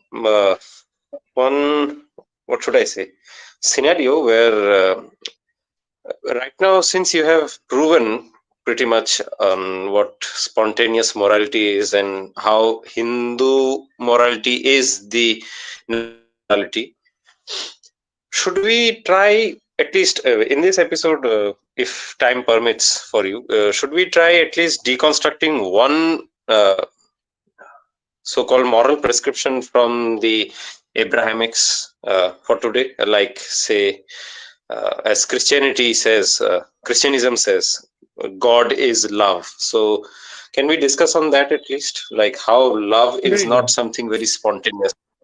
Exactly. What So, look? first of all, when they are saying God is love or these kind of thing, I mean, obviously, they always have a historical context. I mean, they themselves claim कि अगर कोई कुरान में आयत आया या फिर कहीं पे भी क्रिश्चियनिज्म में कहीं कुछ लिखा गया, it has to be viewed in a specific historical context. तो उसके लिए फिर इस्लाम में जैसे हदीत आ जाता है, क्रिश्चियनिज्म में भी उसका कॉन्टेक्स्ट आ ही जाता है, इंटरप्रिटेशन वगैरह। सो ऑब्वियसली जब तुम हिस्टोरिकल कॉन्टेक्स्ट में एक स्टेटमेंट को डाल रहे हो, देन फिर तो obviously it has its birth and death. That statement itself has a context, okay. दूसरी बात, अगर history, so basically that now stoop the whole book, Abrahamic Ahle Kitab, to the level of a political book and not a spiritual book. अगर seriously, अगर if Islam is claiming कि Quran has to be, and the ayats, or all those violent ayats, they are required to be interpreted in a very specific historical context, that makes Quran a political or historical book, not a spiritual book. But simultaneously, then they claim ki, okay, this is a book which is valid till Roze Qayamat, till the very last day. Now these are again, these are paradoxes, right? These are anomalies in their own statement. Anomalies इसलिए आ रहा है क्योंकि the scripture that they have developed, it see actually कोई चीज non dual होने के लिए ideally उसको अव्यक्त होना चाहिए। जब जब भी कोई चीज व्यक्त हो जाता है वो फिर डुअल स्पेस में इंटर कर ही जाता है।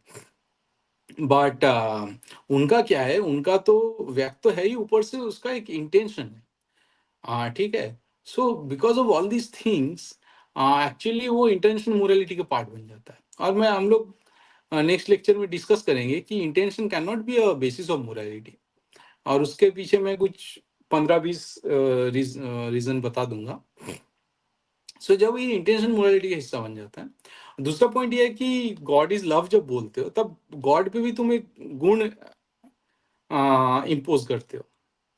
But God, अगर in the sense it is understood, at least in this non-dualistic structure, God should not have any gunas, right? It has to be त्रिगुणातीत. तो गॉड को जब लव बोल देते हो या फिर, तो उसका एक डुअल स्पेस क्रिएट कर देते हो ऑब्वियसली, बिकॉज जब तुम गॉड को लव बोल दोगे तो जो हेट्रेड होगा उस पर एक डेविल क्रिएट होगा. और गॉड जितना इटर्नल रहेगा तुम्हारे लिए, गॉड जितना देर तक एग्जिस्ट करेगा, उसी फ्रेमवर्क में parallelly in the reciprocal space devil भी एग्जिस्ट करेगा. And both will be equally sort of potent and equally powerful, the god and devil. तो तुम डुअल ये जो फ्रेमवर्क है, कोई भी डुअल फ्रेमवर्क में गॉड को रख ही नहीं सकते. ठीक है. So that is my response to this Jesus is love or God is love and all these things. Okay.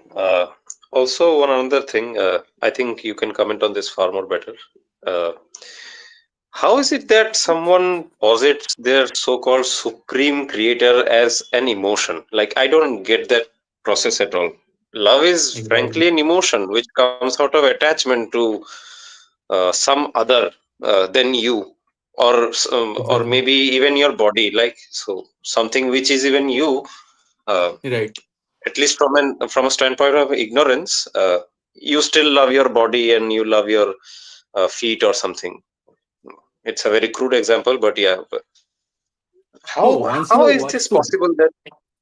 Hmm. Dada, please. Once you are watchful, right, quote Okay, unquote watchful, you can see your emotions. You can see your mind true. as this river जहाँ पे ये सारे emotions आ रहे हैं जा रहे हैं. So once you are watchful, you can see it getting is this being born and being dead. So if God is love, which is an emotion in your Indeed. mind, तो तुम देख सकते हो कि वो जन्म भी लिया और वो मर भी गया at some point. It doesn't stay with you in your mind. So then you, when you say God is love, simultaneously you start to impose the mortality on God, so to say. Indeed, indeed, and also it somehow represents to me, at least, a fickleness, some sort of what should I say, non-consistency. Like, uh, Right. love is a very contingent aspect, right? Like contingent Exactly. emotion, like something which favors you, then alone you love something, or else Right. you cannot. Even It is an though, emotion. It is an emotion that has a birth and a death, right? At a given point, um, in true, your true, in true. your hmm, in your mind. Yeah, yeah. जैसे Like बोला even जाता है, if Maya, love जो है वो माया का हिस्सा है. भगवान माया का हिस्सा yeah, नहीं है. माया क्या है? जो चेंज होता है, जो परिवर्तनशील है, वही माया है. गॉड, indeed, फिर अगर लव हो गया, गॉड भी परिवर्तनशील हो जाएगा. फिर वो माया का हिस्सा बन जाएगा, वो भूतलोक का हिस्सा बन जाएगा, वो सत्य नहीं हो सकता फिर, और वो ईश्वर भी नहीं हो सकता फिर. amazing, amazing. Because let's take an example from New Testament only. So maybe Jesus says somewhere, right, that you must love your enemy, because uh, even like pagans love those who favor them. So you should be something very different from the pagans, and therefore you should be loving your enemies. I don't get this statement at all. How is it sensible? Like, it's against natural morality, as you say. Like, Right. how antithetical it is, how anti-realist it is, but yet this is purported every time. And Jesus himself didn't love so many people, moneylenders, Exactly. rabbis. So it's contradictory in his behavior, but yet it is being told as a great prescription. Supposedly, it Right. will teach world peace and so on. I don't get this at all. Right. So another, I think, See, uh, emotionless. the moment you start imposing this sort of dual framework, na, or you inherently introduce this dualism, जैसे God is love or something, which is again, as we have proven कि this is a dual framework, फिर you lose the universality, right? You can Indeed. achieve universality only by walking on that thin rope of non-dualism. If God is love, then जब दुनिया शुरू हुआ था फिर वहां पे love भी था कुछ मतलब it becomes a very absurd statement ना. Completely. And it is an emotion born out of attachment to other objects. And if God Right. is supposed to be that very emotion, what's the other thing that we are loving then? Right. I mean, do you love now? Or what sort of nonsense is this? I don't get this at all. Exactly. And for example, naturality. When we talk about naturality, so there is naturality in the physical world itself in terms of principle, right? For example, a stone, it does not have love, still it is functioning, right? So the God is not present in the functioning of physics, right? Uh, Indeed. He's away from the universe or from real right. world in his throne in heaven or somewhere. So And he useless. doesn't have power over it, right? If God is love, then the stone is not being driven by love, so it is not being dictated by God.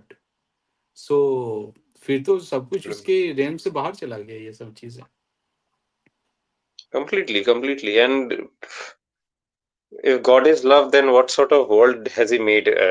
I mean, this Right. argument can be made every time against Christians. Obviously, they will have some decrepit answers which will never be agreed upon, but still, yeah, they fall into that And trap again and for again. I mean in contrast you have values जहाँ से देवता निकल रहे हैं, those natural powers, right? उसके ऊपर principal बैठता है, उसके Indeed. ऊपर जैसे सनातन बैठा हुआ है, right?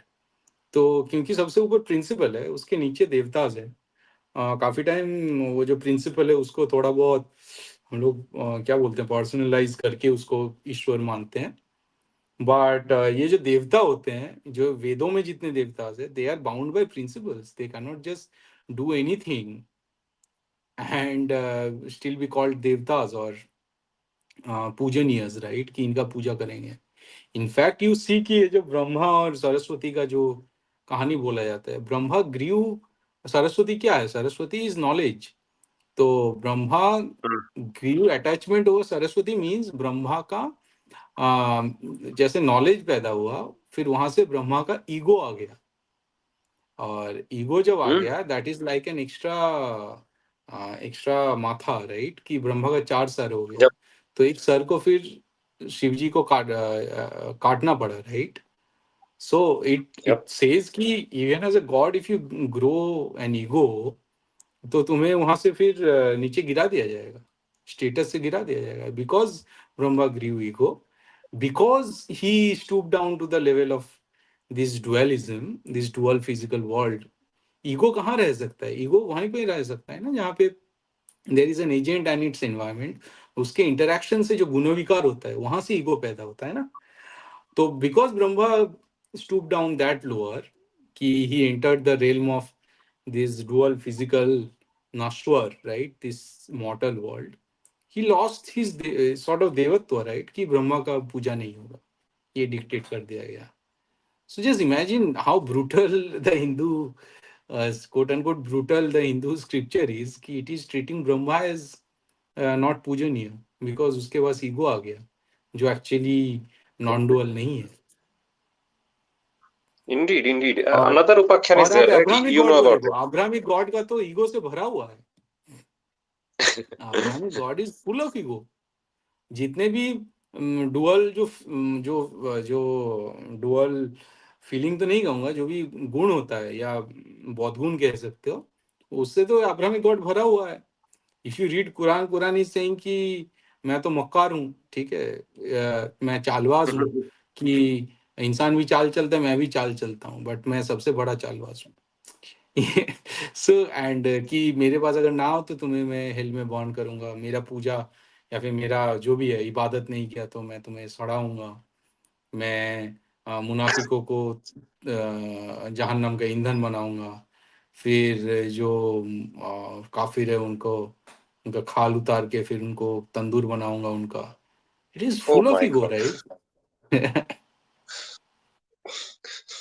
it's like some sort of uh, okay. I will not comment more. This is a dangerous territory. Yeah, and manifestly, you know whose ego it is. You know whose ego it is. I'm not that person who cannot be named, right? Completely. That Islamic God is basically his ego and nothing else. Like it's like he's projecting. Someone is projecting out of that Hmm. inner wishes. That Right, deep exactly. down. Also, Hmm. We know it is. It is a fact.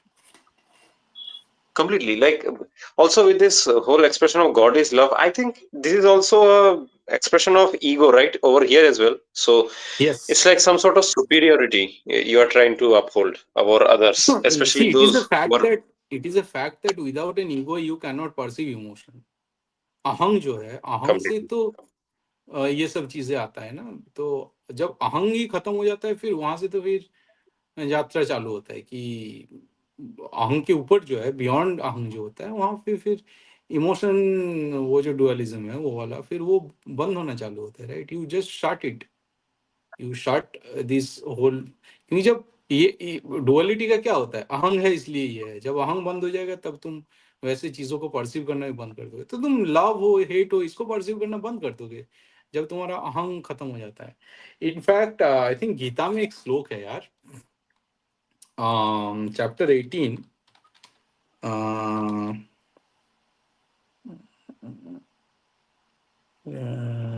no.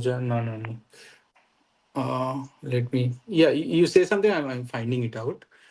um, Yeah, okay, so I'll be sharing a quote over here. Moderator, I will just ask him if he could, uh, let's say, highlight that for the time being, because it would be very great yes, uh, for others to look at it. yes, this is 18.17, right? 18.17 in Bhagavad Gita.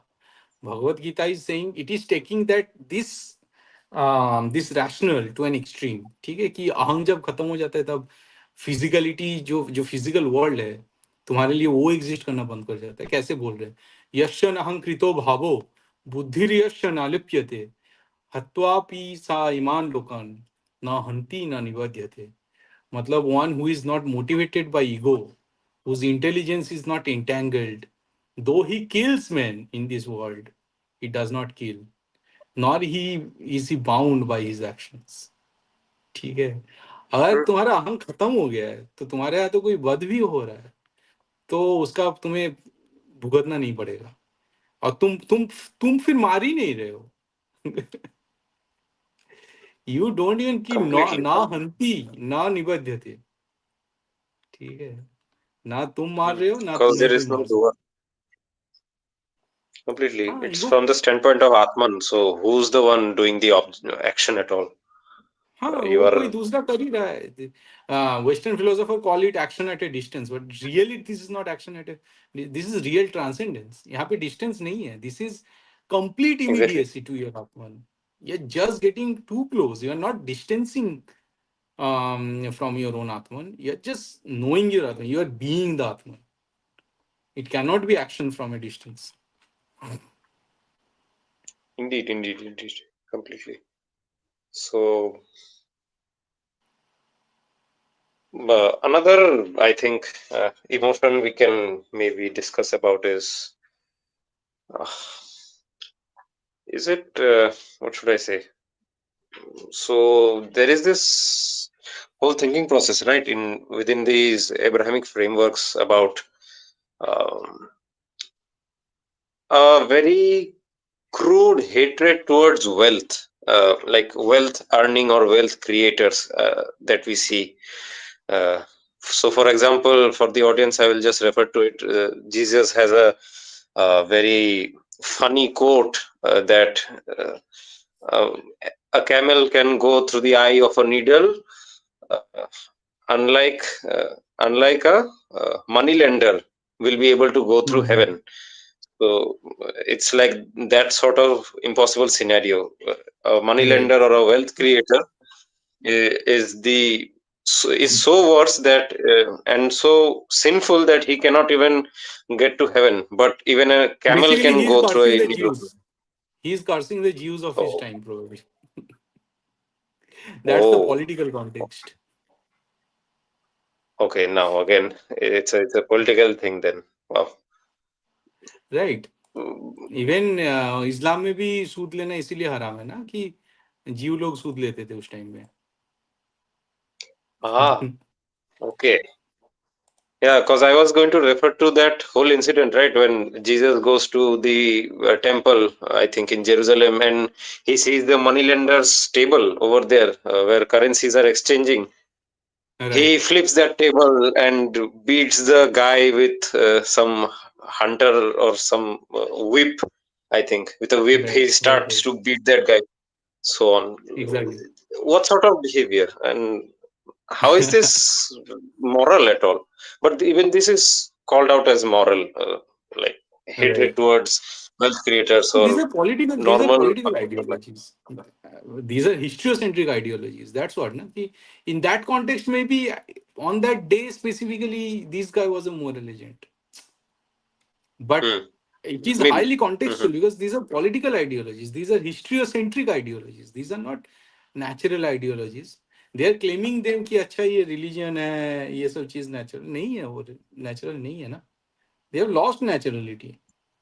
Naturalness खत्म होने के बाद जो जो synthetic जो morality आता है, जो डॉक्टर्ड मोरालिटी आता है, वो बेसिकली ये अब्राहमिज्म है. Hatred for the So, Jews, hatred for this and that, hatred for I don't no disbelievers, unbelievers. yeah. Absolutely, absolutely. So to prove Bijitda's comment before, and maybe he can comment on this far more better.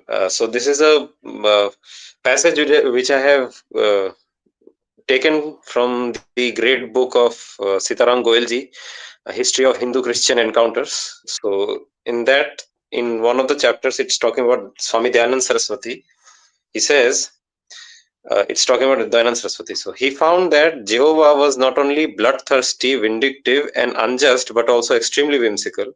Jehovah alone said Dayananda could choose a monster like Moses as his prophet and reveal a barbarous book like the Pentateuch. Dayanand summed up the character of Jehovah in a Sanskrit sloka which deserves to be quoted verbatim. Shane rustam, shane tustam, rushta tustam, shane shane. अव्यवस्थितचित्तस्य प्रसादोऽपि भयङ्करः. He is displeased in this moment and pleased in the next. He is displeased in this moment and pleased in the he takes no time in travel from dissatisfaction to satisfaction. Mind is deranged. Even a favor from this being is to be feared. Only a savage society, विक्षिप्ति. said Ram Dayananda, स्वरूप जी can कहते हैं project. ना, राम स्वरूप जी बोलते हैं कि, और हम लोग डिस्कस भी करेंगे थोड़ा सा, कि Abrahamic Mhm. God are born from the विक्षिप्ति लेवल. क्षिप्त और विक्षिप्त जैसे वो लेवल होता है जहाँ पे इंटेंशन मोरालिटी रहता है, उसी से अब्राहमिक गॉड पैदा होता है. इसीलिए डिसप्लीज प्लीज, मतलब ये इतना जो भी टाइड आ रहा है, टाइड के हिसाब से राइड कर रहा है ये जो अब्राहमिक गॉड है. Completely. Uh, it's not and eternal, this it's is not exactly, eternal. yeah, like, I mean, someone might try to defend it as okay, so he was responding to issue. Like they will say, right? That's the go-to argument they will give. कि right. अच्छा इस issue में गुस्सा करना था, उस issue में प्यार करना था, वो सब. But it's so much If you're that much reactive, like right? passionate. If you Exactly. if you're that much worldly, if even if you don't understand the idea of dualism that we are talking, if you're so worldly that you are reacting to that external typhoon, right? बाहर तो कुछ भी चलता रहता है, बाहर कोई भी जंग चलता रहता है, कोई भी वही टॉर्नेडो चलता रहता है, इतना ज्यादा झंझा चलता रहता है, उसमें तुम रिएक्ट इतना करने लगोगे तो गॉड कैसे रहोगे भाई? Completely. And let's take example of Son of God in this, because he is the most peaceful guy on earth. So this guy gets angry over a fig tree. Yeah, Right, this guy gets angry over a fig tree which is not giving out its fruits in a off season, and he right, curses it. And for right, that there is a very elaborate justification ki are he is son of God, he's seeing from heaven that Jerusalem has gone astray and therefore it is cursing. Like what the hell, like seriously, right. it's so much stretching it now. That's the problem. But You over there as cannot well. cannot derive morality from this sort of विक्षिप्ति. मतलब अगर इंसान seriously mind पे चढ़ने लगे हमेशा, वो इंसान तो पागल, और पागल दिखता है भाई अब्राहमिक कल्चर में. Literally we see how mad these people are. Once you start living in Completely. these countries for a while, you get to see how mad these people are, because they cannot see their mind. They are always writing their mind. तुम मन के साथ भागने लगोगे तो तुम पागल हो ही जाओगे. You have to be watchful. You have to be able to see your mind. कि actually हुआ क्या है. Oh shit, I this reaction, someone commented something, और अचानक से मेरे अंदर एक ऐसा रिएक्शन आ गया कि मैं बिल्कुल ही मतलब तिलमिला उठा और पागल हो गया मैं. आई am not in my happy content mood, right, in my whatever this absolute peaceful mind. तो मैं हर चीजों पे बोलते हैं नहीं, हर चीजों पे रिएक्ट करने लगे तो पागल होने. That is precisely this guy is reacting to everything, which is actually bad, right? Which is the epitome of madness. Yeah, and these sort of guys are the agents of uh, chaos, and they are well Yeah, controlled by some other people the most. I right. think you can maybe speak on this as well, right? So in China there was this case, right? So after Christianity entered there, some guy claimed himself to be brother of Jesus or something, and uh, I don't know about he this one. committed a rebellion. Yeah. Massacre, huge massacres happened. I think it's in अच्छा अच्छा. 18th century. Dada, you should please talk about that because this will really help us. Let's take it Uh, up. Yes, let's take it up. yeah, yeah, absolutely. But So उस तरह I God think को बनाओगे तो वो पागलपंती आएगा और कुछ नहीं आएगा. And then they start indeed. Talking about Maa Kali, कि माँ काली का जो विभत्स होता है वो देख के वो लोग डर जाते हैं कि लाइक ये गॉडेस कैसे हो सकती है, right? Yes, obviously, if you are that much evil in your mind, you Exactly. see this kind of image. उसीलिए बनाया गया है माँ काली को कि देख के तुम्हारे अंदर जो है उसे वो निकल के आए कि हाँ मुझे डरना चाहिए, मुझे डर लग रहा है, राइट? तुम Indeed. उसके ऊपर उठ जाओगे तो माँ काली भी प्रशांति बिल्कुल ही शांति वाली इमेज में दिखने लगेगी. तुम उतना नीचे Hmm, रहोगे तो जितना नीचे तुम रहोगे तुम्हारे इंटेंशन मोरालिटी के लिए, उतना भयंकर माँ काली दिखेगी. It is a fact. ठीक है, completely. जितना ऊपर उठने लगोगे उतना माँ काली उतना ही शांत और माँ दिखेगी उतना ही. एकदम एकदम. The like the iconography is so encouraging for us to look at. Ki, अरे माँ right. is there, she will protect us from the evil, and they get trouble. अरे बाप रे ये क्या है? Devil या कुछ है.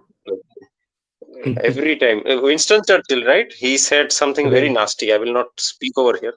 Over Ganesha and right. Mahakali, I think specifically. He right. mentioned, horrendous.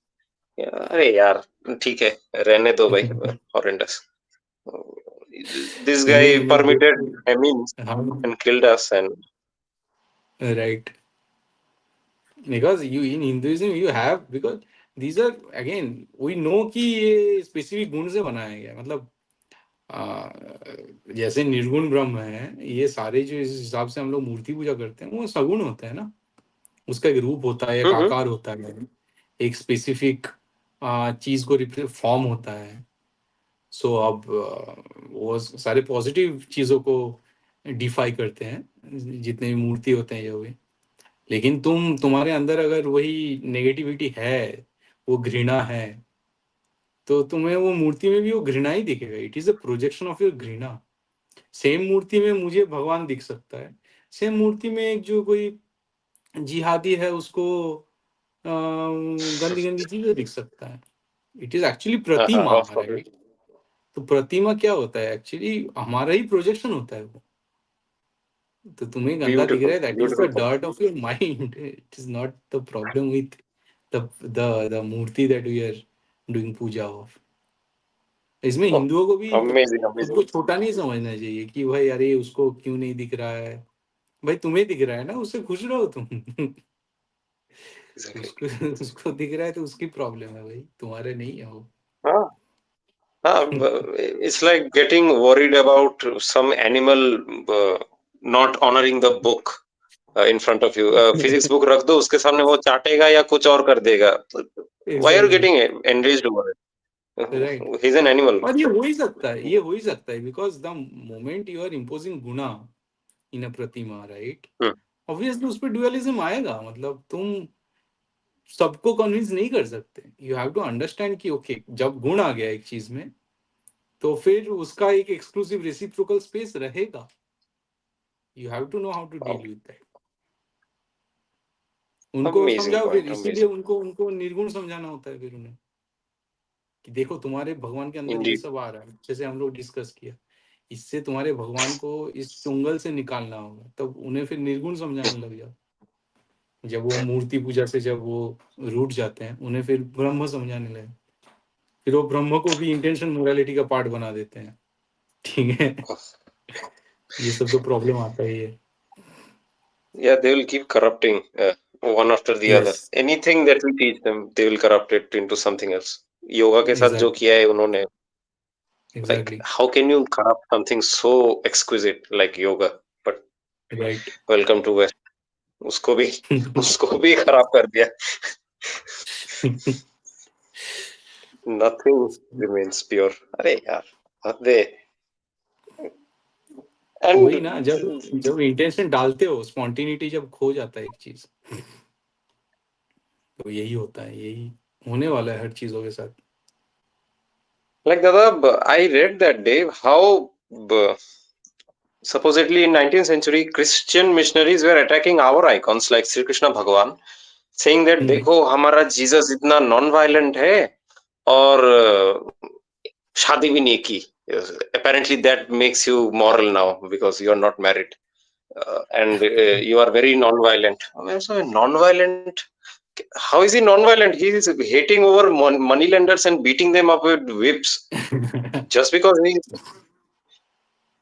नहीं, हमारा प्रॉब्लम ये है at ना the कि हम लोगों ने उनका स्क्रिप्चर पढ़ा ही नहीं टू अंडरस्टैंड. भाई ये तो मतलब वही है कि yeah, yeah, yeah. We will not say anything much more triggering. Just critiquing. Yeah, और जो yeah, हाँ, Dada, go on, please. Delhi वेली वाला जो है. Yeah, yeah, yeah. That meme. वो पढ़ा ही नहीं. जब तक खोलोगे नहीं तब तक कैसे पता चलेगा कि उसके अंदर हीरा है या फिर उसके अंदर टट्टी है. वही बात है. Yeah, exactly, exactly. So, जय माँ काली. yeah, Jai Mata Di, Jai Mata.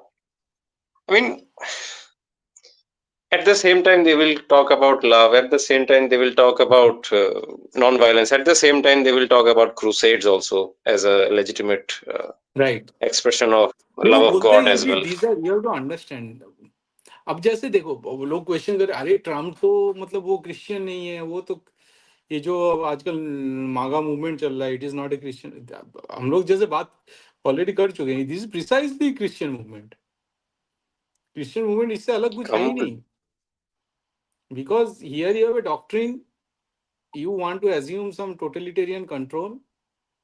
So it is very much again homologous to Christianism, whatever is going on in US. तुम्हें लग सकता है कि Completely. नहीं And है.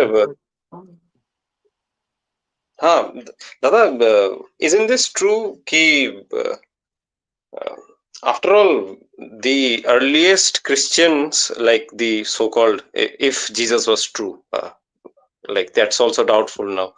But if Jesus was true, the earliest set of followers that he had, they were not very good people. I don't think so, right? You can, am I correct? You can tell, you can say, speak on that much more. मैं इस पे बात कर सकता हूँ, but फिर वही विवाद हो जाएगा. And Oh, okay, okay. Various accounts की जीसस का जब क्रूसिफिक्शन हुआ था उसके पिछले रात जीसस ने क्या क्या किया था. Oh, okay, हाँ. So there okay. are various accounts. Or I think we have discussed this in one of our lectures on Christianism कि ये लोग शहादत के लिए जाते थे, right? Just like jihadis, they used to go to achieve शहादत. और जिस दिन इनका शहादत होने कि हम लोग रोमन सोल्जर के सामने जाके उनके तंग करेंगे और शहीद हो जाएंगे तो हमें जन्नत मिलेगा, राइट? सेम आइडिया है क्रिश्चियनिज्म में. तो ये नेक्स्ट दिन जब हमारा मौत होगा उसके पिछले दिन बहुत सारा दारू पीना, बहुत सारा सेक्स करना, ये जो एट्रीब्यूट है इसका एक सोर्स है ना, इसका एक कोट अनकोट सुन्नत है. सो यू नो वो सुन्नत कहाँ से आया है और ओरिजिनली किसने किया था. कि नेक्स्ट दिन मैं मरूंगा, मुझे टांग दिया जाएगा, तो आज मैं जितना मर्जी क्या बोलते हैं डिबॉचरी जो भी है ये सब करता हूँ. ये किसने पहली बार किया था? जिन्हें देख के फिर ये सारे जो क्रिश्चियन से इनरेज्ड हुए थे. Wow. I mean, these sort of dark अब history are अब not अब known अब to वही people. आइकॉन को अब वही आइकॉन को कितना ज्यादा वही ना ये सब बना दिया गया कि लाइक कृष्ण के साथ इसके साथ उसके साथ कंपेयर किया जा रहा है. बट ओरिजिनली ये जो आइकॉन था ये इतना माइल्ड और इतना निष्पाप टाइप कुछ था नहीं, ठीक है. एपिटोम ऑफ लव, और ये वही आइकॉन था, समझ रहे हो, कि जिनका सुन्नत फॉलो होता था जब ये लोग कोट अनकोट जिहाद पे जाते थे. Amazing, Christians amazing. Like, actually.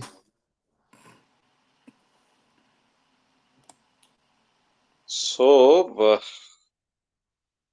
this is, this is my last point. I would be highlighting over here, and maybe if there are other audiences or any questions in the comment section, maybe that could be taken up. Right. But this was something I wanted to show you, Bijitda. So moderator can, if the moderator can look at this. So this is a verse from Bible. Very interesting verse. So our Son of God says, basically he meets with couple of fishermen, and audience can read that. In the last, at last, I guess Jesus says that, what kind of business are you involving yourself in? Come with me, I shall teach you how to fish men. Like how to fish men. Like what kind of scheme is this? I don't understand this. Like, is this supposed to be some high level teaching? It seems to me like how someone to trying to how teach to them how manipulate, to. that's the point, right? How to manipulate Exactly. humanity. Like to मतलब consider. these are highly involving intention morality, right? These are expression of intention morals. I'll probably quote it in my book. Yeah, thank you for the reference. Dada, please quote this. Like, this is such a disastrous portion of text. Like, nobody Right. talks about this. He's Right. calling human beings as fish and how to hook them in. Right. And after that, we think, okay, why Christians are doing this in India, like behaving like Hindus and all. सीख लो, यहाँ पे दिया है. Their original guy has taught how to fish you all. They have manipulated and they have मतलब damaged every natural organic expression of human being. They have either manipulated or they have made advantage of all these things, right? सभी emotion पे जो पैसा लगाना या emotion पे वो बोली लगाना, ये एक्चुअली अब्राहमिज्म ने सिखाया है, स्पेसिफिकली क्रिश्चियनिज्म में. कि कोई पोर को कोई सेवा कर रहा है, उसको उसके रिटर्न में भी कुछ मिल सकता है, ये क्रिश्चियनिज्म का दिया हुआ है. So बच्चों का manipulative. सेवा Like, करो, बच्चों की सेवा के लिए अनाथ आश्रम ये सब खोलो, but at the same time उन्हें कन्वर्ट तो करना होगा, नहीं तो वो कहाँ जाएंगे, वो हेल में जाएंगे. This is so weird, right? मतलब every spontaneous niceness of human being they have weaponized. माने doing good for the sake of that being good is not enough. Like you have not to enough. Have, नहीं, इसको बदलना है भाई, अपने group में लाना है बदलना है, यार. उसको वेपनाइज करना है भाई, उसको वेपनाइज करना है. That's the problem, how to that's so manage that. Dangerous है. That is so dangerous. It has led to fragmentation of everything, right? इंसान के अंदर से फिर ड्यूटी ही खत्म कर दिया ना फिर.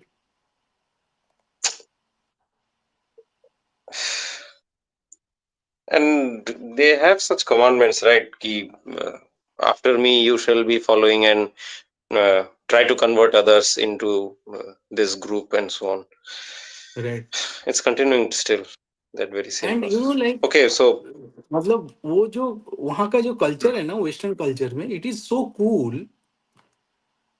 It's a normal thing to, मतलब before a stranger it is very normal to bring up the issue of that person, of your friend with their parents, कि the kind of issue that I have with my parents.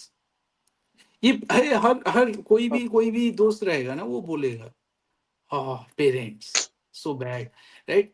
Why do they do it? To escape their duties. It's very simple. They just create a narrative. It is always easy to create a narrative. Yeah, we are talking right now, right? If you have that sort of intention morality, you always create a narrative about me, right? It's very easy. It's not a very difficult thing, but they create that narrative. It is that narrative जो कि यार parents के बारे में गंदा चीजें एक narrative कर देंगे, और चार पांच लोग, मतलब जितने भी दोस्त हैं ये हैं, उनको बता देंगे कि मेरा बाप कैसा था, और जिनके वजह से मुझे चाइल्डहुड ट्रॉमा मिला, इसीलिए मैंने छोड़ दिया है. And it actually comes out. You see कि जितने भी सेलिब्रिटी स्कैंडल वगैरह होता है, सारों में मॉम डैड को कितना, मॉम डैड का भी इंटेंशन मोरालिटी है. सो जब दोनों तरफ से इंटेंशन मोरालिटी है, then there is no place for trust और ऑनर इन एनी रिलेशनशिप. और वो झलकता है wow. उनके कल्चर में ये. So, Dada, then at the very fundamental level of family, they do not have what is called as social capital. Then, मतलब that normal relation ही नहीं है कि नहीं, okay, नॉर्मल I रिलेशन है ही am नहीं. वहां पे भाई पेरेंट्स को ईमेल भेजना होता है आने से पहले. Parents email wow. भेजते हैं, फिर बच्चे बोलते हैं अच्छा आ जाओ या नहीं आ जाओ, या फिर मैं बिजी हूँ नहीं बिजी हूँ. आई am not Ah, kidding. I am not making this up dude. This is the norm. This is not, I am not saying कि यार मैंने एक दोस्तों से मिला था, वो दोस्त ऐसा कर. No no no no. This is norm. This is how it actually happens. This is the culture कि मॉम डैड ईमेल करेंगे और फिर बच्चा अप्रूव करेगा, फिर वो मॉम डैड आएंगे. This is not specific to anyone. This is the norm of that society. ऐसे ही होता है, ये रूल है वहां पे. और currently वो touted intention as morality the जितना, हाँ, the most advanced, yeah. Wow. Most modern भाई एडवांस ऐसे ही रिलीजन. एडवांसमेंट नहीं चाहिए भाई. भाई या it kills all the spontaneity. यार स्पॉन्टिनिटी की जगह इंसान के अंदर नहीं रहेगा, फिर इंसान क्या रहेगा? फिर तो वही एजेंट ही बन जाएगा ना, सब्जेक्ट ही बन जाएगा कोई ना कोई प्रोपागेंडा no की wonder, चीज. Dada. Like no wonder that they have so many recurring ideologies coming up every time, because somehow right. they have to bring back some sort of semblance कि अरे अरे ये तो गयो अरे बाप रे 100 साल हो गए बस डूबना चालू अरे बाप रे. Yeah, they are so insecure, right? You see this society, right? We call Hindu society ठीक है, डिकेइंग सोसाइटी है, ये वो है, बट उस लेवल का डर नहीं है कि भाई हमें तो बिल्कुल एक नया कोई आइडियोलॉजी लाना होगा, हम तो पागल ही हो रहे हैं, हमारे तो खत्म ही हो जाएगा. ऐसा नहीं है. स्टिल थिंकिंग वी आर हाँ. टेकिंग टाइम कि चलो थोड़ा जैसे देखते हैं कि सीताराम गोयल जी ने 40 साल पहले क्या बोला है, या फिर उससे पहले इन्होंने क्या, तिलक ने क्या बोला है, शंकराचार्य तक हम्म. लेके जाते हैं. There is a continuity. लोग कर रहे हैं. जिनको लग रहा है कि इस पे काम करना है तो वो करते हैं, जिनको ऐसा नहीं, पूरा समाज सोच रहा है हमें एक नया इज्म तो खड़ा करना ही होगा, या तो नहीं तो सड़कों पे जाके सब कुछ तबाह कर देना होगा. We don't feel that much completely. panic. Yeah, it's like with scientific theory, right? So एक प्रूवन फ्रेमवर्क है, उसमें कुछ भी डालो, like any new subject you can bring into it and you'll get results out of it. तो नया Right, scenario है, Hinduism के फ्रेमवर्क पे डालो, new right. New solutions will come up. Exactly, exactly. पर they have to create new frameworks every time कि अरे अरे ये तो खराब हो गया है, फिर से नया लाओ, फिर से नया लाओ. Right. अरे यार, उसी हिसाब से फिर हम लोग जब कास्टिज्म और सनातन जब एक साथ डिस्कस करते, casteism can not B Sanatan. Casteism अगर इस हिसाब से बोल रहे हो कि बर्थ बेस्ड अगर कुछ चीज है, तो फिर यार, फिर जो बर्थ है उसका डेथ भी है. तो ऑब्वियसली मतलब जिस चीज का मतलब जो माया है बेसिकली, जिसका भूतलोक में एग्जिस्टेंस है, वो कैसे सनातन का पार्ट हो सकता है. तो आई थिंक हमें इस हिसाब से फिर कास्टिज्म को देखना चाहिए कि it is part of Maya, it is not anything eternal. Because आप जैसे बोलते हो कि ये बर्थ बेस्ड है, तो बर्थ बेस्ड कोई भी चीज अगर होता है उसका डेथ भी होता है, तो that can not B part of Sanatan. Racism को लेके इनके आए अब भी चल रहा है. With every new framework that they come up, still they get to that same very damn thing. हटता राइट. ही नहीं है कभी. अजीब सा है. By the way, for audience and for everyone speaking, all of this content is done for academic,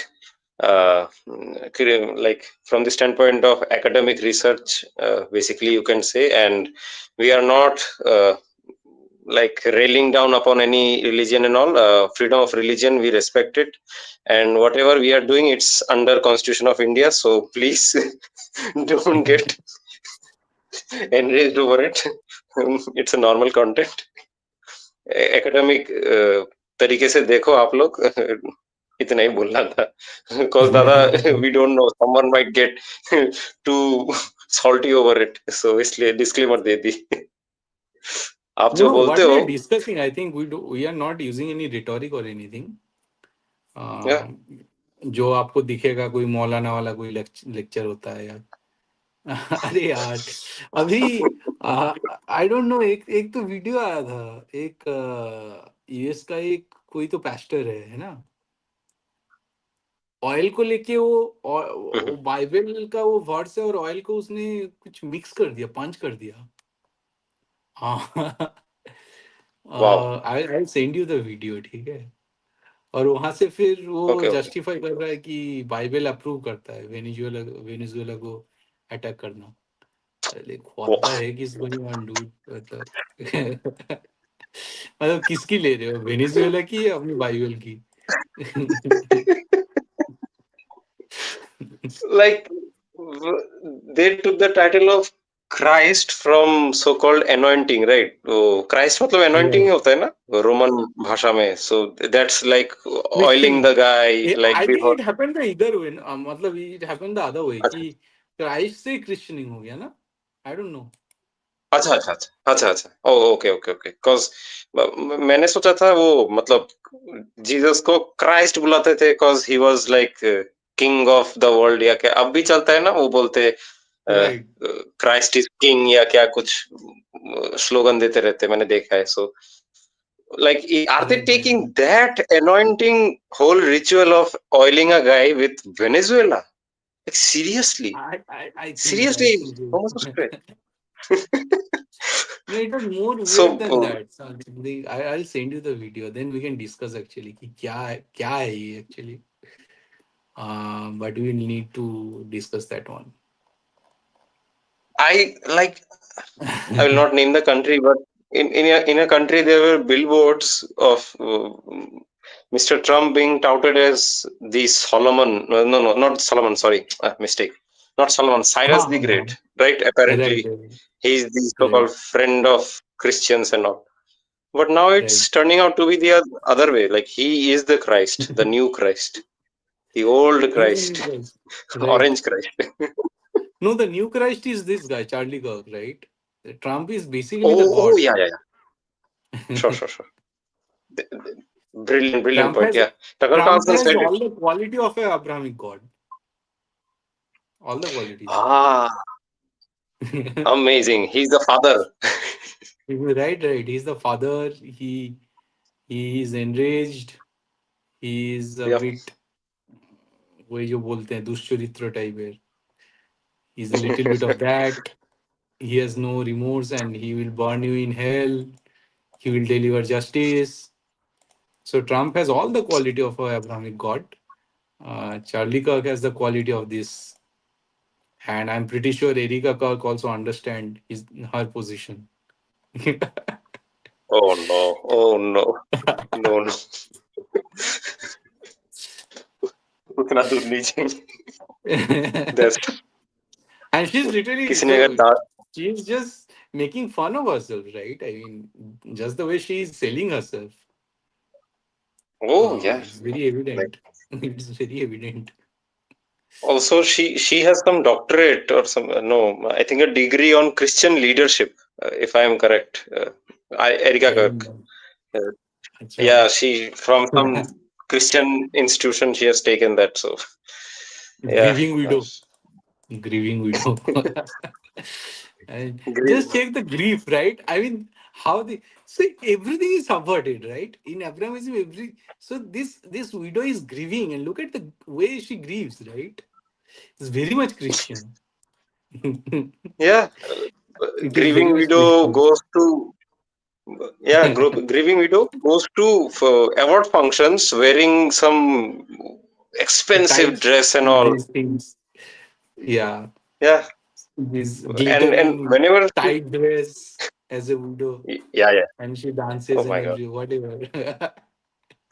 So because subverted, right? You have to see the subversion.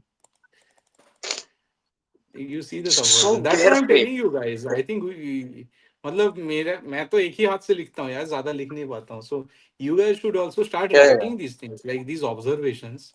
You guys have to put it in a book. completely. Abrahamic Completely. subversion, everything is subverted यार.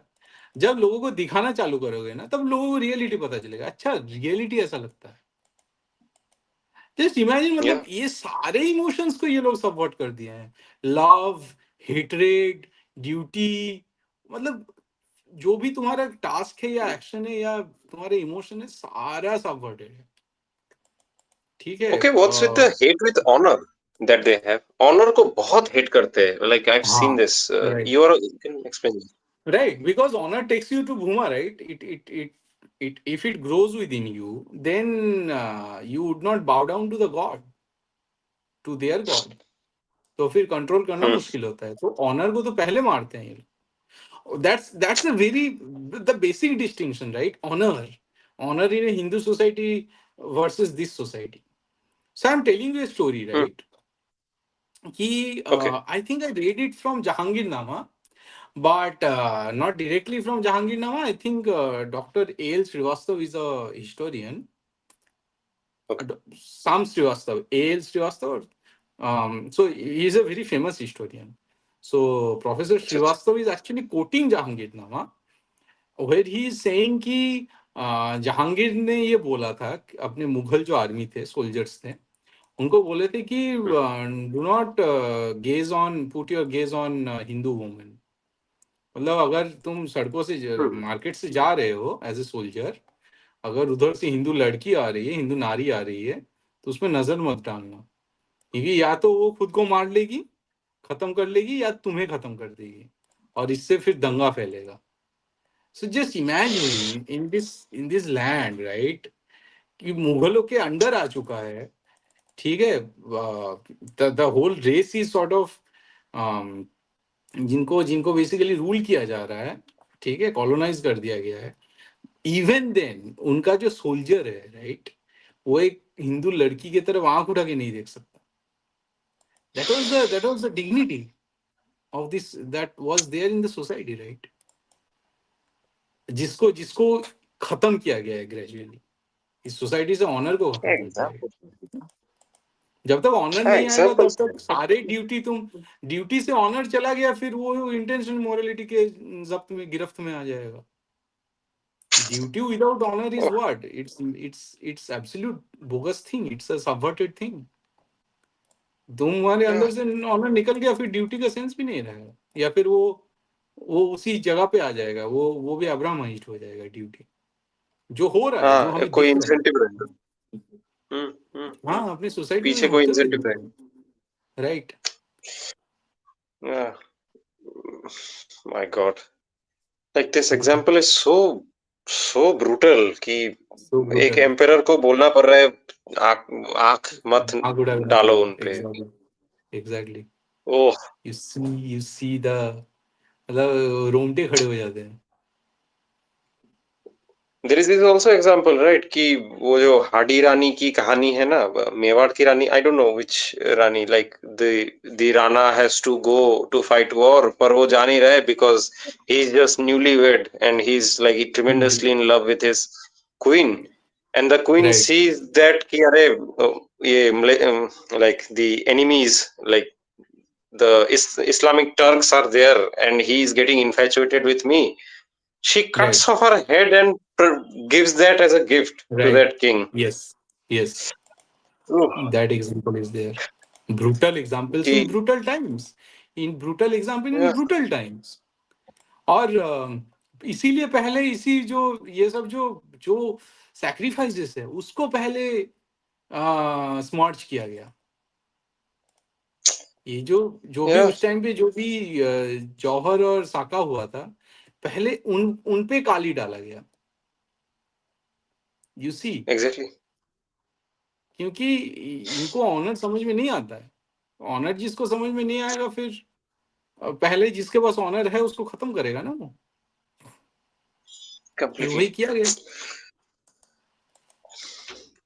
Supposed academics like speak so disgusting stuff on Twitter and all. इस right. जौहर को लेके will not exactly repeat यार. that. मतलब और ये हमारे law में आ जाना चाहिए कि क्योंकि इसी दैट्स द पॉइंट. मतलब आज जैसे हमने डिस्कस किया, without honour you can not defend moral framework यार.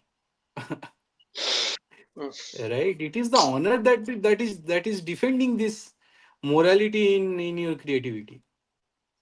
उसमें ऑनर नहीं रहेगा फिर वो Completely. नाथी वो निहिलिज्म में गिरेगा यार वो जाके. Hmm, ऑनर के थ्रू और रही के absolutely. थ्रू ही you are actually going away from that nothingness. Honour जब मिट जाएगा, this is the very basic of this Hindu moral framework और natural any natural moral framework. उसको तुम अगर नेचुरल मोरालिटी क्रिएट करना चाहते हो उसमें तुम्हें एक फंडामेंटल एजेंट की तरह ऑनर को रखना ही होगा. नहीं तो तुम किसी ना किसी के आगे झुक, तुम भगवान के आगे सर नीचा कर दोगे, उसके आगे सर नीचा करोगे, जेन्युइननेस नहीं आएगा चीजों में, इंटेंशनल मोरालिटी के गिरफ्त में आ जाओगे. Honour is the one of the most fundamental. ये रही जो है वो तो नॉन डुअल है ना. ऑनर इज समथिंग जो जिसे बोलते हैं कि spontaneous breaking of the symmetry. जो बिल्कुल ही निर्गुण वाला जो सिमेट्री है उससे जब थोड़ा सा डिजेनरेसी जब ब्रेक हो रहा है, जो सिमेट्री जो ब्रेक हो रहा है, उस लेवल पे ऑनर आता है.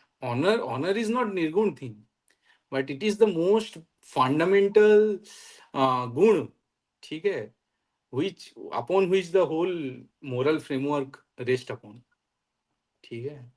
Hmm. अगर and it is not निर्गुण. honor is a गुण भाई. it lives Yeah, in yeah, this dual physical world. लेकिन वो बहुत absolutely. इंपॉर्टेंट है. मूल्यबोध है. हाँ, हाँ, मूल्यबोध है इसलिए आत्मसम्मान है. तो आत्मसम्मान नहीं बिल्कुल. रहेगा तो काय का बिल्कुल. मूल्य फिर. छोड़ दो एग्जैक्टली. सभी. हाँ. Everything is transaction. फिर जो फायदे में आता है राइट. वही करो फिर. कोई नहीं. राइट. और ऑनर ऑनर ऑनर भी वही ईगो के लेवल पे है ये चीज. ऐसा नहीं है कि ऑनर ईगो के बियॉन्ड है, Hmm. But it lives in the same level of physicality as ego. But ये Yeah. जरूरी है अगर तुम मोरल फ्रेमवर्क सोसाइटी में क्रिएट करना चाहते हो. Without honour it is impossible actually. You can Like create it but it will create a society of isolated agents basically. And दादा ऑनर के साथ ये भी है ना कि like honour makes you something more than just a human. मैंने देखा है like it takes you to such a level like you आप अपने फ्रेम से बाहर निकल गए हो. Like in case of even right Japanese samurais we see this, in case of our own people we see this so much. Right The whole idea to give up your life for some higher cause, क्योंकि उसमें आत्मसम्मान है कि I am right raising above everything that is mundane and gross and easily achievable. उससे मैं उठ right के वो मैं वो कर रहा हूँ वो तो काम. एक डायरेक्शन है, वो तो एक डायरेक्शन है। दूसरा डायरेक्शन ये हो हम्म, सकता है ना कि युद्ध में जिसके पास ये नहीं है, अस्त्र नहीं है, उसको नहीं मारेंगे, या युद्ध में कोई बच्चे को या नहीं मारेंगे, कोई लड़की को स्लेव नहीं बनाएंगे, है ना। या ये सारे ऑनर से आता है। The moment you lose it, you lose honour, you lose it all, you lose natural morality. अगर एक बाघ का, शेर का बच्चा भी होता है, वो भी अगर कोई, वो कोई मरा हुआ ये खाता नहीं है, वो हंट करके खाता है। दैट इज हिज ऑनर, या या यू नो। या absolutely absolutely. हाँ वैशाली दी वही कह रहे हैं कि honour, honour is the foundation of this sense of duty. Honour के बिना ड्यूटी आ ही नहीं सकता। There will always be some way to blame people, you know, hmm, like hmm, मेरे पापा ने ये नहीं किया मेरे लिए, या फिर मेरा जो पार्टनर है वो ये नहीं किया, या फिर मेरी पार्टनर वो कर दिया, या फिर दोस्त ने, मेरा दोस्त तो कमीना इंसान है। ठीक है, कमीना बोल सकते हो, बट वो लोग कमीना होते ही हैं, बट अगर उसको इंटरनलाइज कर लिया तुमने फिर दिक्कत हो जाता है। फिर you are framing, you are creating the framework जहाँ पे वो उधर है, ठीक है, independent of his goodwill and everything.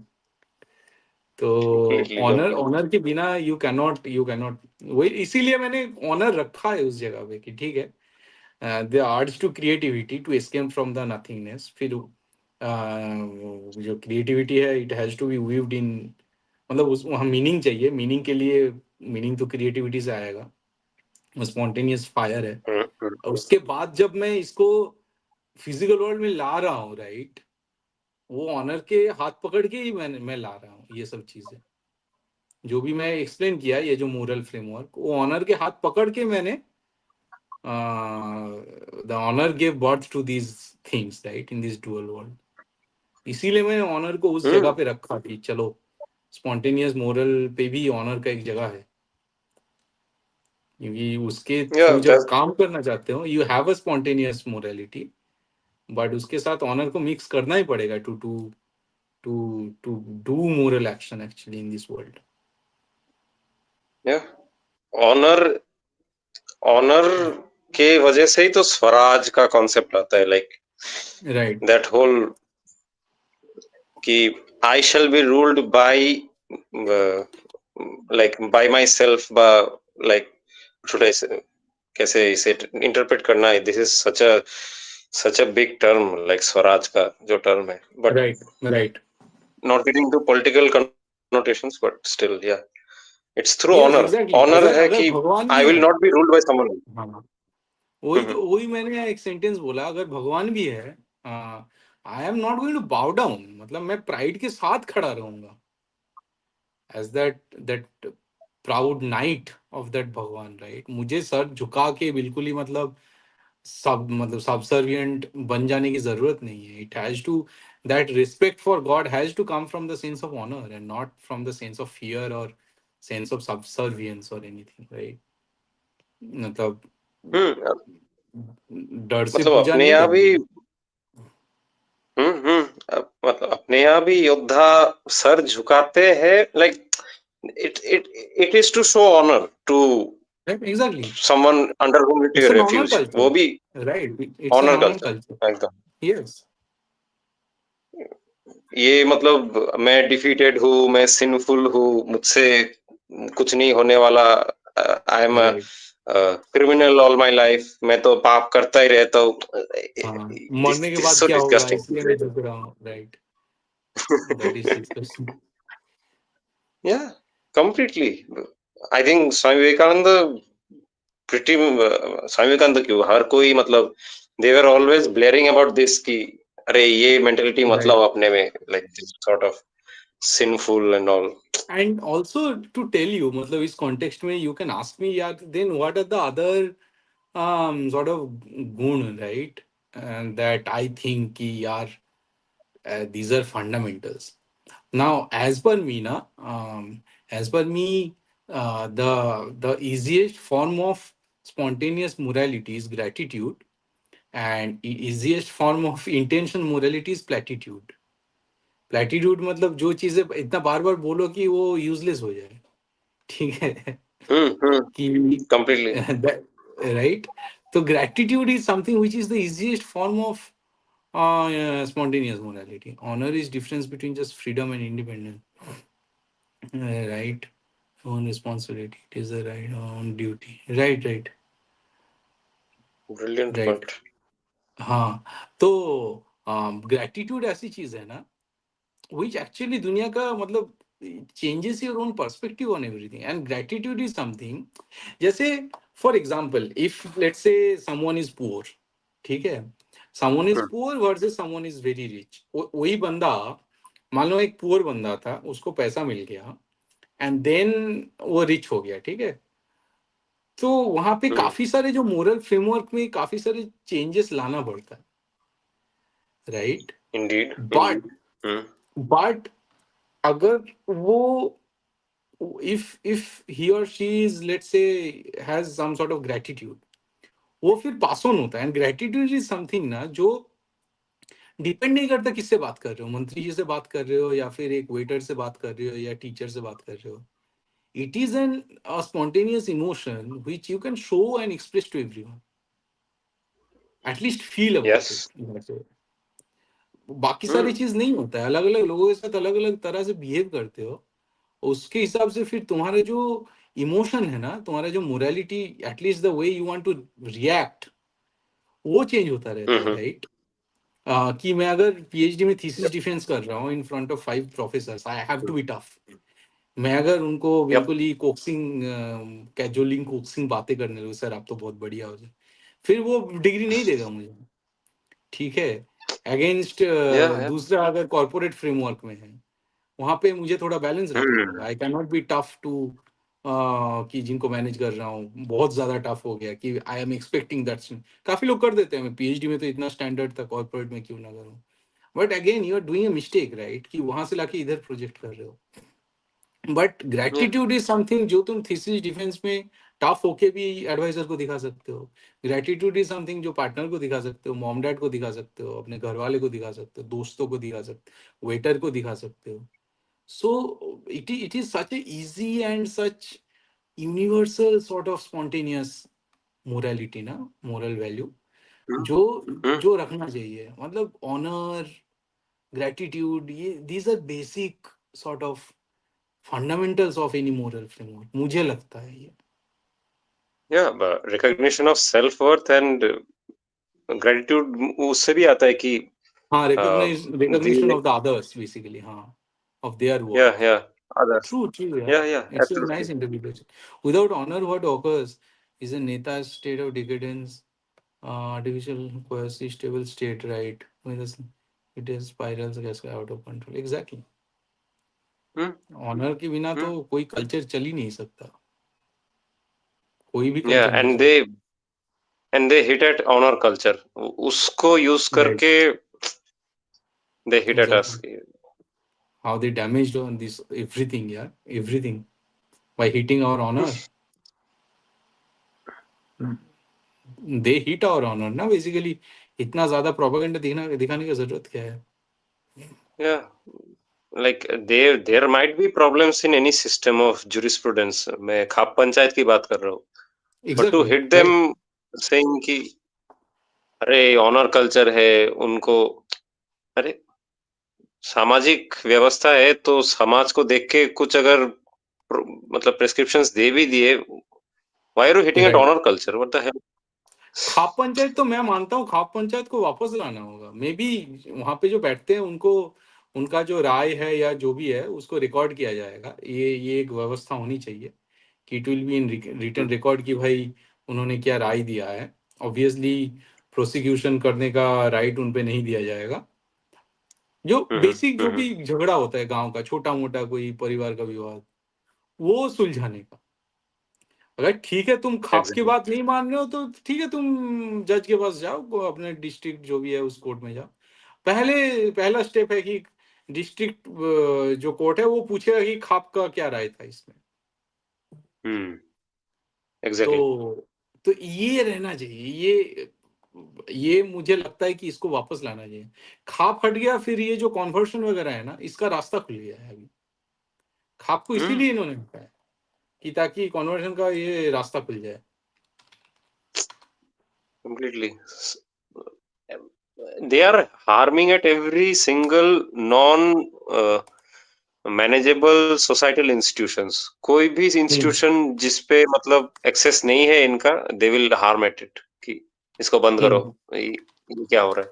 Temples को तो ऐसे ही लिया है, like temples right, are taken over by the very logic. Exactly. Okay, I don't know if any good comments are there, then Vaishali, want to maybe join? hot or cold. Vaishali is want to join हाँ हाँ, if the she can join. stream. Vaishali, I don't know. Did she respond? Yeah, she wrote about 4 minutes Vaishali, you before. want to join? 4 seconds, sorry, 4 seconds. You're right. Even animals have that sense of honor. Exactly. It comes from the idea of dharma. Without honor, there is no dharma. Probably, yeah, she won't join. I'm not sure. ठीक है, इसको 3 घंटे के नीचे ही हाँ, रखते हैं। I think उस हिसाब से yeah, okay, okay, fine. Categorisation होता है। तो अभी हम Yep, लोग क्लोज maybe, करते हैं, और हम लोग yeah, अगले absolutely. एपिसोड में इसको ही कंटिन्यू करेंगे। बहुत सारा चीज़ें रह गया है अभी। इंटेंशन मोरालिटी और Yeah. एक्सटेंसिवली डिस्कस करेंगे, और अब्राहमिक पैराडॉक्सेस हैं, धर्मा कर्मा डिस्कस करेंगे। जिस हिसाब से मैं इस फ्रेमवर्क को देख रहा हूँ, इन लोगों को एक क्वेश्चन रहता है ना यार, karma the world seem so sporadic, फिर निष्काम कर्मा का एक जगह तो है, but overall what is karma. तो ये मतलब how to see karma as a causality, इसको मैं कवर करूंगा। Yep, yep, yep, yep. कि हाँ, कि जो Deeper स्पॉन्टेनियस topics. मोरालिटी वाला पार्ट है उससे जो जनरेट होता है वो थोड़ा स्टोकेस्टिक हो सकता है, बट बायस जो आता है Mm-hmm. वो इंटेंशन मोरालिटी से आता है। तो इंटेंशन मोरालिटी के से अगर चीजें करोगे तो उसका छाप जो रह जाएगा तुम्हारे कर्म में, तुम्हारा प्रोडक्ट में, वो कर्म है बेसिकली। विच मीन कि अगर True. if you are creating something out of hatred, that product itself will have that छाप, that trace of Mm. hatred। तो Yeah. इंटेंशन मोरालिटी का जो छाप रह जाता है चीजों में, टास्क में, उससे मैं कर्मा कहूंगा। Mm. तो इस हिसाब से मैं चीजों को डिफाइन करूंगा। तो फिर बैठते हैं, Brilliant. मैं मंडे Yep. या ट्यूसडे वापस आ जाऊंगा, फिर बैठेंगे फिर मस्त। Fine, fine, fine, fine. चलो। So, audience, please comment and share this stream, and we'll be back Hold, with hold. the I next think session. Vaishali will join. So हाँ, let's Vaishali just is wait. Joining. Oh, okay. Okay.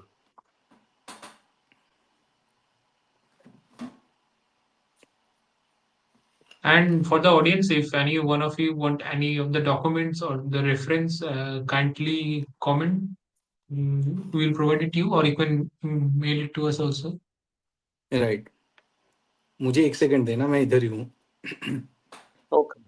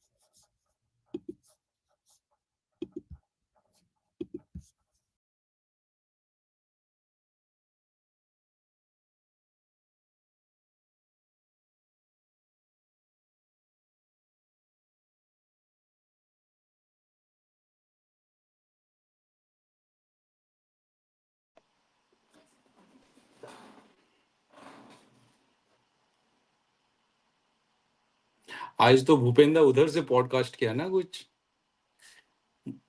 Bhupendra is having a good time there in Yeah, yeah. Coimbatore. Coimbatore. Yeah. हाँ लेकिन थोड़ा network खराब है शायद. But मस्त. आज तो अपना Yeah, ममता Boshalidi. ममता दी का भी कांड हुआ. Yeah. So, Boshalidi, go to the membership tab on the channel now, Vimarsh, and there you shall find the stream, the link for to join in this stream. आप देखो जाके वहां पे मिल जाएगा आपको मेंबरशिप पोस्ट्स में कम्युनिटी टैब्स के बाद में ही है. Boishali has joined before, so she will know probably. हाँ हाँ ना she is asking how to join on अच्छा कमेंट्स अच्छा. मैंने देखा. कौन है क्या? हाँ शी इज जॉइंड. ओके. नमस्कार वैशाली जी. Hello Boishali ji. Hi, Namaskar. hi. Can you hear me? Yes. Okay, so yeah, you're very right about this idea of honor. This idea of honor is very normal and natural in nature also. If you look at processes, if you just look at, Newton's third law, I mean, the stability of you walking comes because not only you're putting a forward thrust, but also because you have um, a backward thrust on you being put by friction. You have Mm-hmm. your weight weighing down on the ground, but you also have the idea of the normal force thrusting on you, like there's a Right. normal force on you. So every if you look at chemical equilibrium, in a chemical equilibrium, chemistry equilibrium happens, and it's basically equilibriums that are exploited in the industry, that you move in this particular direction, you appear you Like trusting the honor of the process, right? Yes, you are. Right. It is the honor of the process, that you're honoring thermodynamics and energetics that leads to that equilibrium. And Right. unless that happens, it generally, what happens, it cascades in a certain direction. It keeps Right. cascading. For example, if you add A plus B is equal to C plus D, and if C is like a precipitate, it comes out of the system with zero ion, with like zero solubility product, 100% like ionic product, then A plus B will never be in equilibrium with C and D. C will Right. completely keep crashing out of the system, and it keep moving in one direction. And unfortunately, what happens is, it's like this utlo bai to kotok jai kind of a tendency of these non-dharmic ideas that kind of leads to uh, today what you see in the Western society, this excessive wokeism, etc., etc. It is because they don't understand the idea of balance. They don't understand the Right. idea of dharma. No, you look at the Indic philosophies. Okay, when you're talking about genders, recognition of genders, and etc., etc., you have the idea of you go to Kumbh Mela, you have the Kinnar Akhada, which Hmm. basically literally honors, gives religious honor to Right. people who identify as the third gender. But that doesn't mean that you push the idea of genderism in a society where a child is given. I mean, imagine how unscientific this is, that doctors are not opening their mouths against the idea of pushing chemical hormone mimics into a child before the child is hitting puberty. How Right. much that does, what that will do to your body, as what that will do to that child's body, because the child's body will never be able to equilibrate itself with the high dosage of chemical mimics that are coming from outside in those injections, right? And no matter what happens, a man who's born a man without those organs that produce, say, estrogen, you will never be able to produce the estrogen that is needed Right. to be a woman, right? You will forever have to stay on an estrogen patch, and that is not normal to your body. It's only pushing your body in a certain direction. It is never allowing your body to attain that dynamically shifting stages of equilibrium, because what you're doing is, every day you're in equilibrium. Your equilibrium is shifting as you age, but you are supposed to remain every day in a dynamic stage of equilibrium. So Right. everything, I mean, today you look at our Ayurveda. I honestly, to tell you the truth, most Ayurvedic doctors don't understand the idea of Ayurveda at all. Hmm. Their understanding of Ayurveda is ye khane se ye hota hai, ye khane se. So there's like a one is to one symptom and edible object correlation. That is not Right. Ayurveda. Ayurveda is basically trying to achieve a certain balance for your body to the best of your nature and what can be put inside your body to give you the best possible results at every point in time. That Right. includes lifestyle.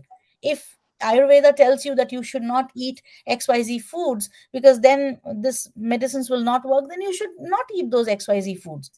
Unfortunately, these concepts today, we are our even our concepts have been corrupted completely. But this idea of honor, it is a very natural thing in the universe, because without this idea of honoring natural laws, you cannot achieve Right. an equilibrium in anything, not in science, not in your body, Rosalie, not in your mind. this is the way you have described this process na, like poetically this function of nature through honor.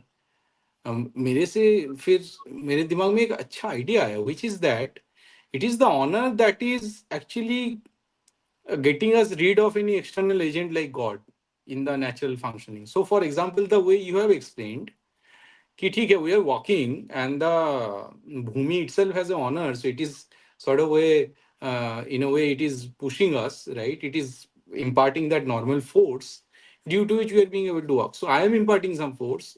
There's a normal force which is coming from quote unquote the honor of this bhumi, which is basically reaching an equilibrium, right? And I can walk.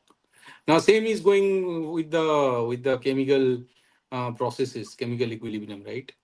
Here the point is, and similar way for the society as well, because I have some honor, you have a sense of honor, and through this sense of honor we are creating this interaction and conversation, right? So when you try to build a society based on honor, you don't need that external agent. No, you don't actually. This is the But whole the idea. moment when you try to talk about rights, कि I have these list, I have this list of rights, you have that list of rights.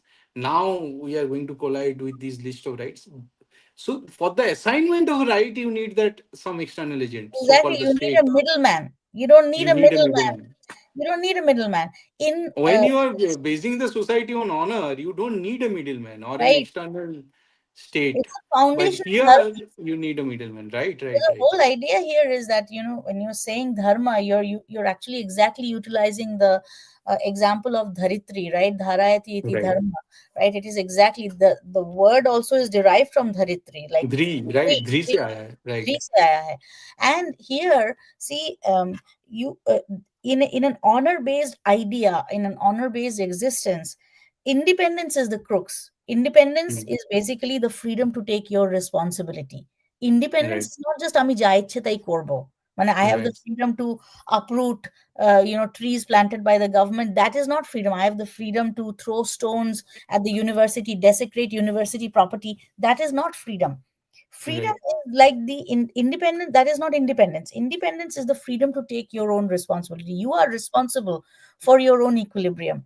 Now here, in an independent, in a freedom based society, as I said, like in an honor, that process of taking responsibility itself is the divinity. Itself is Hmm. the idea of divinity. That's exactly Right. what's also said in the Bhagavad Gita, that ye abhi tumhara jo dharm hai, abhi, ban uthao and fire the arrow. That firing of the arrow, right now you need to plan and fire that arrow. That in itself is your pathway to divinity. Right. You don't need to define a separate god. You can, Right. it's like, it is that idea of equal, it's the idea of honor that acts as kind of like an anchor for you, that this is my Right. duty, this is my honor, for me to take responsibility of my duty and do it to the best of my capability. It is exactly that lets you fly high. It keeps you grounded. It's You're like a kite. Without Right. that honor, like that string which acts as the honor, that code of honor, If you cut that string, that kite cannot fly high. That kite will go helter skelter and eventually fall down. But if you have that anchor, that honor, that sense of duty that ties you to the spool, then only that kite can fly high. That kite can Right. bat winds and fly high. And And that in is fact, in fact, in Gita, na Bhagavad Gita second chapter, the very first argument is this. Arjun is saying कि मैं तो युद्ध नहीं करूंगा. The very first argument that Krishna is providing is that कि तुम युद्ध नहीं करोगे तो तुम्हारे नाम पे तो अपयश होगा, राइट? कुख्याति होगा. और ये फिर ये मतलब इससे जो ये जो वॉट एवर डिफेम जो मिलेगा, ये तो मृत्यु से भी भयावह है. तुम्हारे साथ पुरखों बच्चे जो होंगे उसे याद रखें कि वो लोग याद रखें कि एक कायर पैदा हुआ था जो कुरुक्षेत्र की युद्ध में right, अपना गांडी उतार.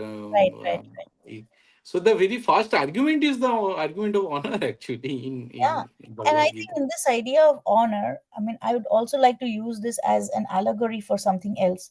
That string, that this same allegory, that kite and that string, that honor named string is also an umbilical cord that ties you to your civilization. So Right. imagine a tree, a very large tree. Mhm. Okay, a tree hai, imagine a banyan tree hai with hundreds and thousands of branches, with very roots very very deep into the ground. You take one part of this, many different roots, many roots. You take one part of that tree and you douse those roots with acid. That Right. part of the tree, that if that, say for example, root number 1 2 3 4 5, if you've killed those roots by dousing them in acid, then that system of the root that is feeding that system of the plant, let's say the right side branches of the plant, the right side branches will die. Only the branches on the left, or the remaining 100 branches will continue sprouting flowers. You know, Hmm. branch that has dried, those whose roots have been killed, they are not capable of producing seeds, they're not capable of producing flowers, scent, and food and seeds. All they can do is produce tinder. That Right. tinder is so dry that wherever it reaches, that tinder is dry and dead and only capable of igniting fires, forest fires. Okay. Right. But the side of that side of the tree which is not bereft of its roots, who have not been cut off from their umbilical cord, the cord that keeps them, they can still keep proliferating. They're like that kite that are tied to that string, that umbilical string of honor, through their roots, Right. their civilization. They produce food, they give shade, they produce flowers, they produce fruits. And if those fruits, the seeds, they are carried by wind to other lands, they go and land there as live seeds where they can sprout and create a forest, create a garden. But a twig, but a dry tinder that has been chopped off from its roots is only capable of causing forest fires. Fine. And this is exactly what I see in my Indian society, Indo Pakistani, our Indian subcontinental society. You look at London, okay?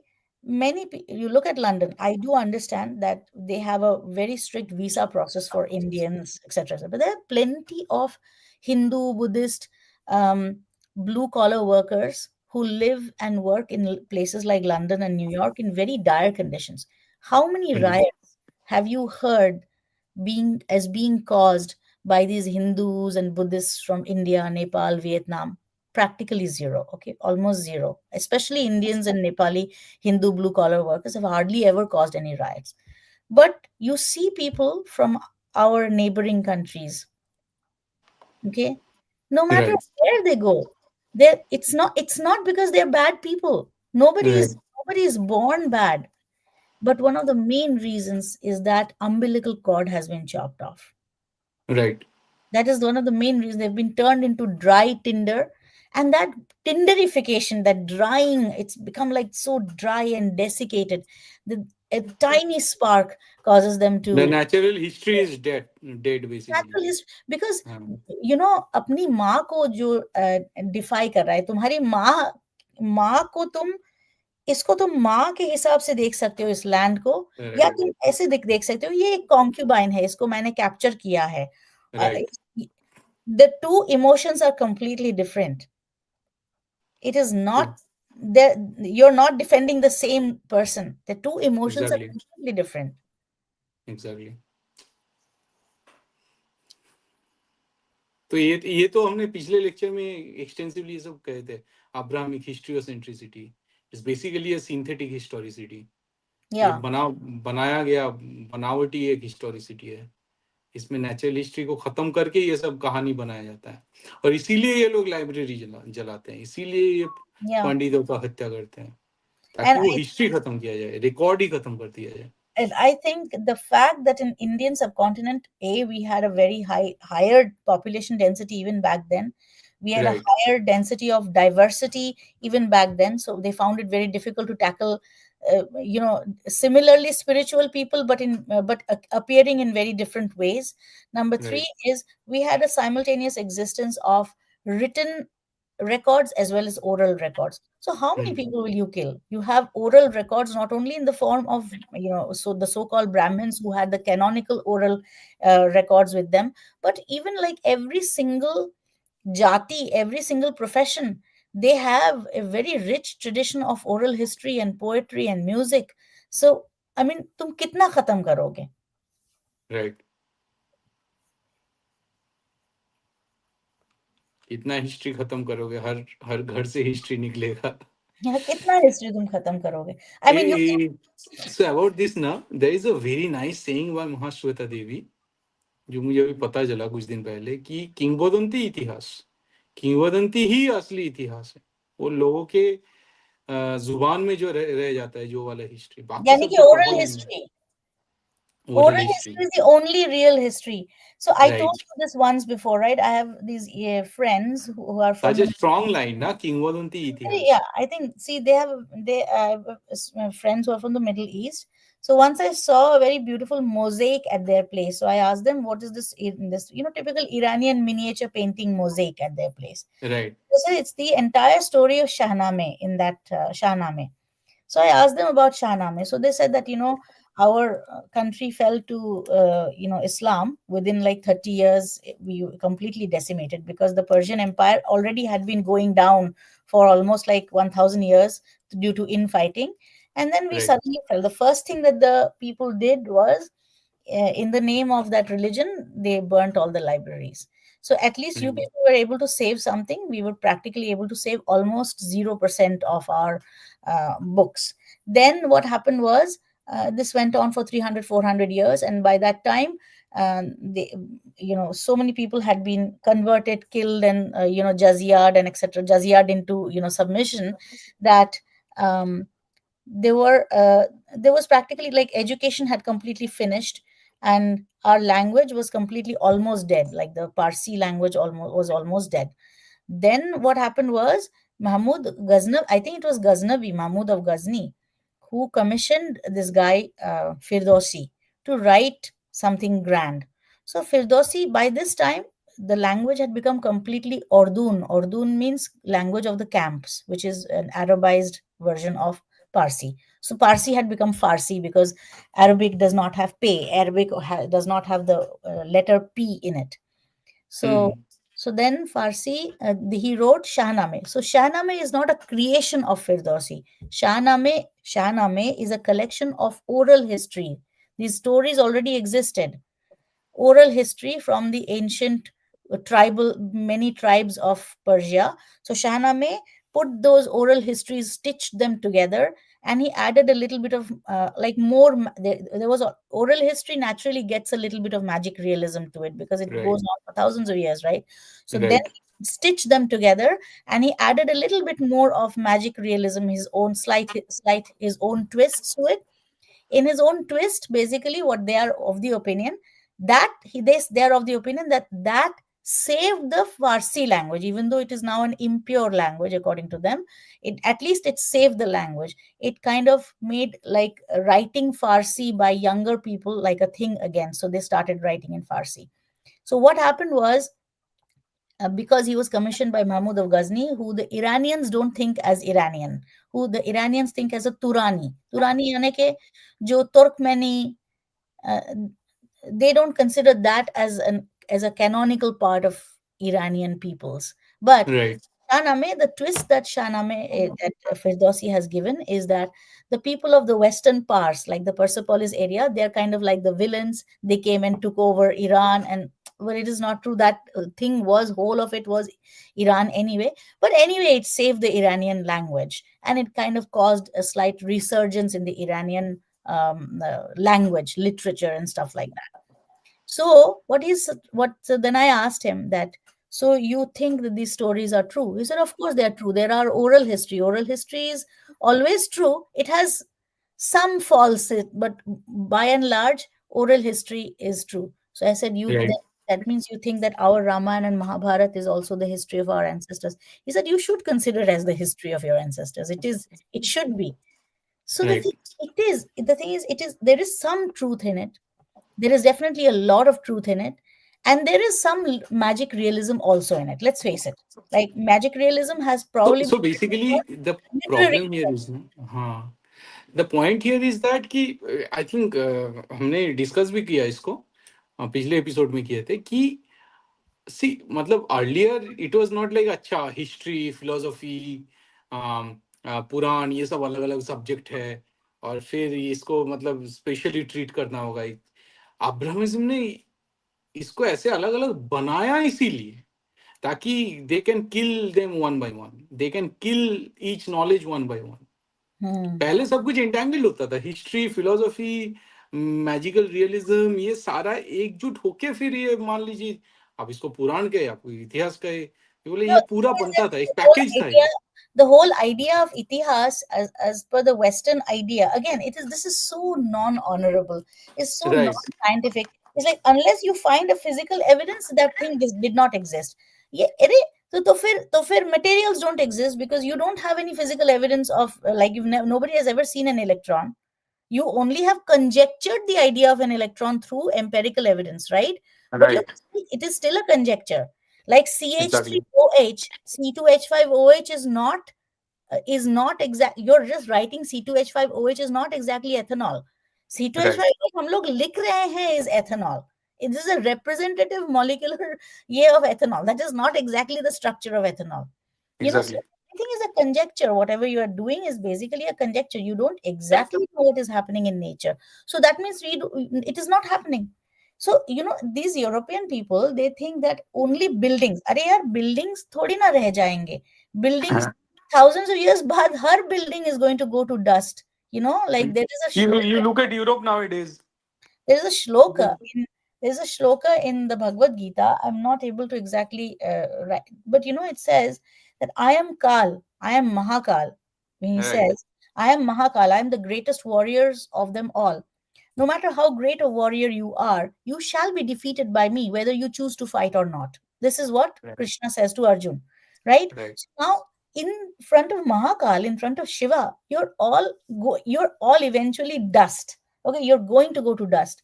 So now, say for example, I have a beautiful sari. 150, 200 years down the line, that sari will not exist. But Right. the knowledge of weaving the sari exists. तो किसी ने अगर बोला कि एक ऐसा beautiful sari हुआ करता था, हाँ, कहाँ है वो साड़ी? No, वो तो नहीं है, वो तो doesn't exist.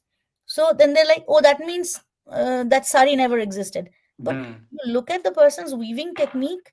If he's telling you that he has learned it from his grandfather has learned from his grandfather, etc., must be some iota of truth in it. This is why Right. I find this obsession with the Shroud of Turin. Hey, Hannah in Loka obsession. I find it तो so. Okay so हम लोग और एक lecture series करेंगे जो जिसपे मैं actually research कर रहा हूँ, विच इज की डेटिंग ऑफ हिस्ट्री। अरे ये ये जो क्या डेटिंग ऑफ है? हिस्ट्री ये लोग बोलते ये हिपोक्रिट्स हैं एक्चुअली। ये अपने हिस्ट्री को इस तरह से डेट किया है ना जिसका कोई बेसिस ही नहीं है, अच्छा और सोच, फिर ये आके फिर हमारे हिस्ट्री को, हमारे जो डेटिंग है उसको बर्बाद किया है।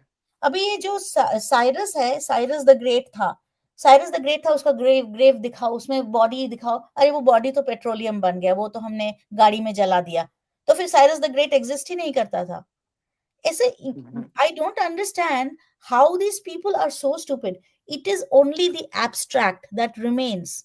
Right A painting will not remain forever, but the right art of painting will remain forever. a dancer will not remain forever, but the art of dancing will get passed down, and that the memory of that dancing will remain forever. It is only the abstract that remains. Right. I don't understand why they, how and why they, how their approach to history has been so unscientific.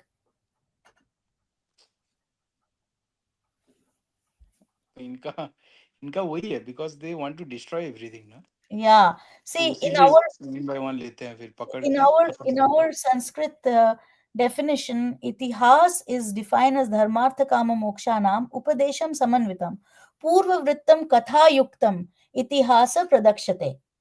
Hmm, So there is a purva vritta portion plus there is a katha yukta portion there too. So right. eventually it's talking about oral history only. It's not, because physical history cannot be maintained forever. ये इनको समझ में नहीं आएगा. But अपने हिसाब से जब लगना होता है तब Jesus is a real historical figure. ये इसी तो, जब तक मुझे तुम जीसस का बॉडी नहीं दिखाओगे, उसको कन्वीनियंटली तुम उसको अगवा नहीं कर सकते हो. उसका तुम मुझे बॉडी दिखाओ तो फिर मैं मानूंगी कि वो और उसका मुझे डीएनए एविडेंस भी चाहिए. राइट. नहीं, वो श्राउड ऑफ ट्यूरिन है. Shroud of Turin, shroud of Turin, क्या बकवास है. और वो भी पता नहीं, कुछ तो कोई एनिमल का या किसी का कुछ तो है. या अभी पता नहीं. अलग अलग स्टोरी चलता रहता है. मैं फिर वो वाला हिस्ट्री में यकीन करूंगा ना. बहुत कन्वीनियंटली बॉडी भी हवा हो गया 3 दिन के बाद. हाँ, कहाँ हुआ कैसे हुआ कुछ कुछ अता कुछ पता है नहीं नहीं. पता, कुछ नहीं पता, इन लोगों को कुछ अता पता नहीं है. बहुत कन्वीनियंट है. तो इस पे हम लोग एक अलग सीरीज करेंगे. मैं रिसर्च भी कर रहा हूँ, because if I want to write another history book, for the next one I need to know the exact timeline actually, ताकि मैं भी ये जो फिलोसफी पढ़ रहा हूँ इसको भी मैं ट्रेस कर पाऊँ कुछ हद तक. क्योंकि इन्होंने बहुत ज्यादा छेड़छाड़ किया है हमारे क्रोनोलॉजी के साथ. द प्रॉब्लम ऑल्सो लाइज विजित इज कि हम लोगों ने एक्सेप्ट भी किया है. हम्म. क्योंकि हमारे इंडिपेंडेंस के बाद हमारे पास हमारा ऑप्शन था, शायद था, आई डोंट नो. अभी तो मुझे लगता है कि कुछ इंडिपेंडेंस के नाम पे तो हमें कुछ और ही शायद ट्रांसफर ऑफ पावर. हाँ. ट्रांसफर ऑफ पावर ही मिला था. ठीक है, फिर भी हमारे हाथ में कुछ तो था. Actually I would argue that given the kind of दगाबाजी our education ministers have done with us, I think our families have done a good job. Right.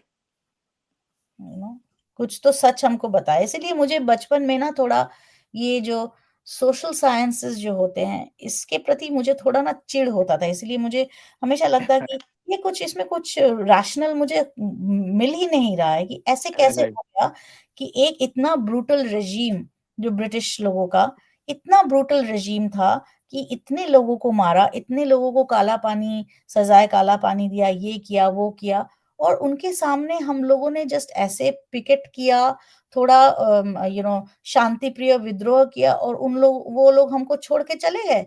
I mean, the reason can not be कि हमसे, हमारे शांति के प्रस्ताव से वो लोग डर के भाग गए. ऐसा तो हो नहीं सकता. तो फिर ये एग्जैक्टली. मुझे कभी कभी मुझे ये we are reading also little bit about the American revolution, कि हमको पता है हाँ. ये लोग कितना वायलेंट कॉलोनाइजिंग पावर थे, कि अपने डिसेंडेंट्स को इन लोगों ने नहीं छोड़ा. ये जो अमेरिकन जॉर्ज वॉशिंगटन वगैरह थे, ये खुद इन लोगों एग्जैक्टली. के डिसेंडेंट थे. 7 generations down the line in लोगों का खून इतना चूसते थे कि मार के इन लोगों को भगाना पड़ा. तो अपने राइट. डिसेंडेंट्स को जो नहीं छोड़ते हैं, वो आपको क्यों छोड़ेंगे. और फिर अगर आपको छोड़ना ही है तो फिर इतना मारा मारी करके, इतना क्या डेस्परेशन था आपको कॉलोनाइज करने का. I mean, जरूर, I mean, I'm pretty sure there was some reason why they colonized you, why they were so desperate to colonize you. कोई तो फाइनेंशियल इन लोगों का बेनिफिट हो रहा था, और एक पॉइंट राइट. ऑफ टाइम के बाद शायद इतना आपको चूस लिया था कि अब फाइनेंशियल बेनिफिट उतना उन लोगों को दिख नहीं रहा था. इसीलिए एक अरेंजमेंट करके वो लोग भाग गए, और जिसको हम ऐसे बोल रहे हैं कि ये बहुत एक यूनिक, अप्रतिम, पहले कभी नहीं हुआ ऐसा फ्रीडम स्ट्रगल था. वो क्या हुआ, what happened to this people. एक coconut hit their head, they became so benevolent, it is not possible. So ये मुझे Yes. कभी रैशनल लगा ही नहीं हमारे history. Gandhism essentially was a tool and an मतलब it was a tool for Hindu genocide. एक और हम इसके बारे में ये लिखना होगा मतलब probably I will write it, but we need to sort of publish this thing, this kind of कि ये एक्चुअली हिंदुओं को मारने के लिए एक आइडिया मतलब it was not our ideology that would benefit us ever. और हमें ये लिखना होगा इसके बारे में. और कितने सारे लोगों का I mean what I am trying to say is कि ये जो हमने फॉर एग्जांपल आप अगर देखो हमारे हिस्ट्री बुक्स में जो 1000 एडी के पहले 500 इयर्स और 1000 इयर्स वहां आप कुछ पता ही नहीं है लोगों को कुछ. They are not Right. They are not bothered. जैसे हमारे बंगाल में if you go to Mayapur वहां एक पुराना किंगडम का ruins है. आई थिंक शायद सेन वंशज का उन लोगों का ruins है. लेकिन बंगाल में आपको मुर्शिदाबाद में यू आर लाइक वो मुर्शिदाबाद में ये सिराजुद्दौला ये वो एक्सेट्रा प्रूव करने के लिए आप तत्पर हैं. लेकिन मायापुर में इतना बड़ा ruins इतना magnificent ruins from some time उसके बारे में हमको कुछ नहीं पता है. फिर Right. बंगाल में नाटोर की रानी in fact in Murshidabad itself there are very beautiful temples. There is a Shakti Peeth, there's a Kiriti something Shakti Peeth there. In addition to that, there are very beautiful temples created by Rani Bhumani. Like there are around 200 years or so old. लेकिन किसी आप कहीं किसी बंगाली के मुंह में आप नहीं सुनेंगे. और when I was young growing up Bengal में कोई अगर मुझे पूछता था कि टूरिज्म का क्या है हिस्टोरिकल टूरिज्म मैं बोलती थी एक शांति निकेतन है एक एक कलकत्ता है एक मुर्शिदाबाद है और बाकी एक दार्जिलिंग है घूमने के लिए और दीघा है. और मुझे ग्रोइंग अप क्योंकि मुझे Right. सब ऐसा बोलते थे. लेकिन you think of Bankura Bishnupur I don't Right. Think there is a site in West Bengal as magnificent as Bishnupur. I don't think so. Right. Right.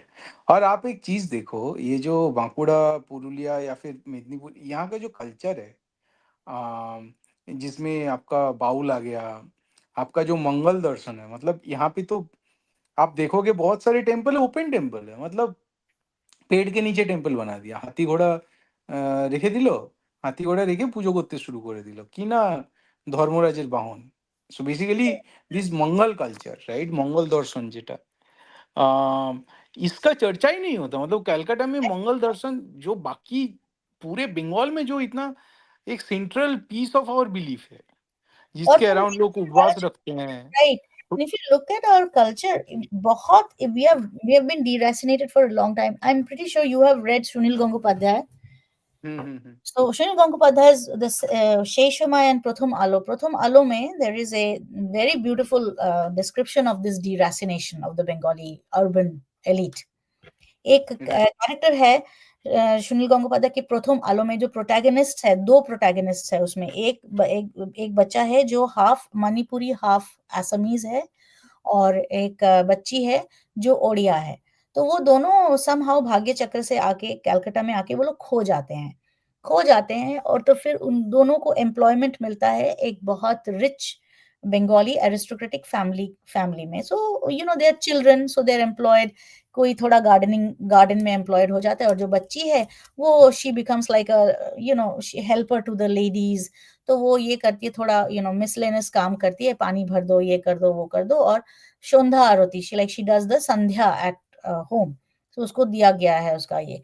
सो वो क्या करती है जब संध्या करती है तो वो गीत गोविंद या ओडिया फोक से कुछ गाती है और वो बहुत सुंदर से वो संध्या करती है गाना गा के पूरे घर में उसका वॉइस रेजोनेट करता है और कभी कभी डांस भी करती है.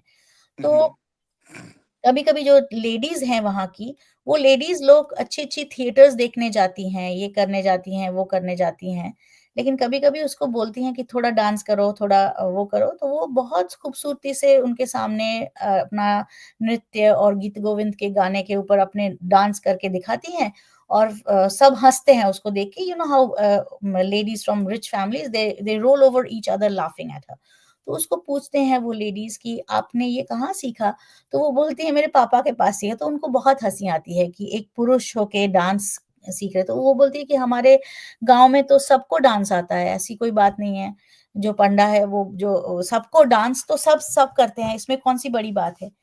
Can you see that from the behavior of the Assamese Manipuri guy and by this Odia girl who are in Bengal, you see the difference between the deracination, less deracination of their societies than our societies. You see it in that novel itself. ये सुनील गंगोपाध्याय जो खुद एक left wing writer हैं, I mean वो ही लिख रहे हैं। तो सोचो कि कितना हम लोग अपना जो कल्चर ऑफ द सॉइल भूल चुके हैं। देखिए देखो, एक हमारा रविंद्र नृत्य है, बहुत ही सुंदर है, लेकिन Rabindra Nritya is not like the folk based classical dance culture of Bengal. बाकी जो सब हैं, जैसे कथक आ गया, जैसे ओडिसी आ गया, जैसे भरतनाट्यम, मोहिनीअट्टम, सब ना उस जगह के सॉइल के फोक कल्चर से उपजे हैं। मणिपुरी आ गया, सब कुछ। और everything has some connection to the erstwhile temple ecosystem, जहाँ पे ये जो नाट्य है या ये जो नृत्य है, गाना है, ये ऑफर किया जाता था as a ritualistic practice for spirituality, for spiritual purposes. वो बंगाल में बिल्कुल it's lost in the sands of time. यहाँ बंगाल में एक सिर्फ रविंद्रनाथ, जो I am not talking about the Rabindra jihadis, I am talking about Rabindranath himself. उनका एक बहुत ग्रैंड सिविलाइजेशनल व्यू पॉइंट था। तो Right. उन्होंने क्या किया, initially when he started this idea of Rabindra Sangeet, Rabindra Nritya dramas, he got gurus from Kerala and he got gurus from Manipur, the farthest two places on in the Indian nation, right? And he got his students to learn both Manipuri and Kathakali. And by Right. mixing Manipuri and Kathakali, they would create dance dramas. उनका जो था वो एक civilisational integration का view point था। वो it's a great, so basically Rabindra Nritya is not a very Bengali art, it is a pan Right. Indian art, pan civilisational art.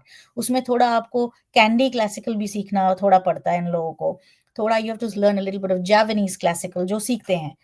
लेकिन Hmm. Where is the classical dance form of the Bengal area? Odissi तो नहीं है वो, कथक भी Right. नहीं है। कथक बहुत खूबसूरत है, वो तो मैं भी सीखती हूँ, लेकिन बंगाल का जो गौड़ीय नृत्य है, जो हमारे स्क्रिप्चर्स में भी मेंशन है, वो उसके जो सब क्लासिकल डांस फॉर्म्स है, वो अभी भी प्रैक्टिस होते हैं in Purulia and in the form of folk dances, अभी भी प्रैक्टिस Right. या बांकुड़ा इस जगह पे। लेकिन किसी ने नहीं सोचा कि हम इसको ले आएंगे, किसी ने नहीं सोचा कि इन फोक आर्टिस्ट से हम को कोलेट करके एक रिकंस्ट्रक्शन करेंगे।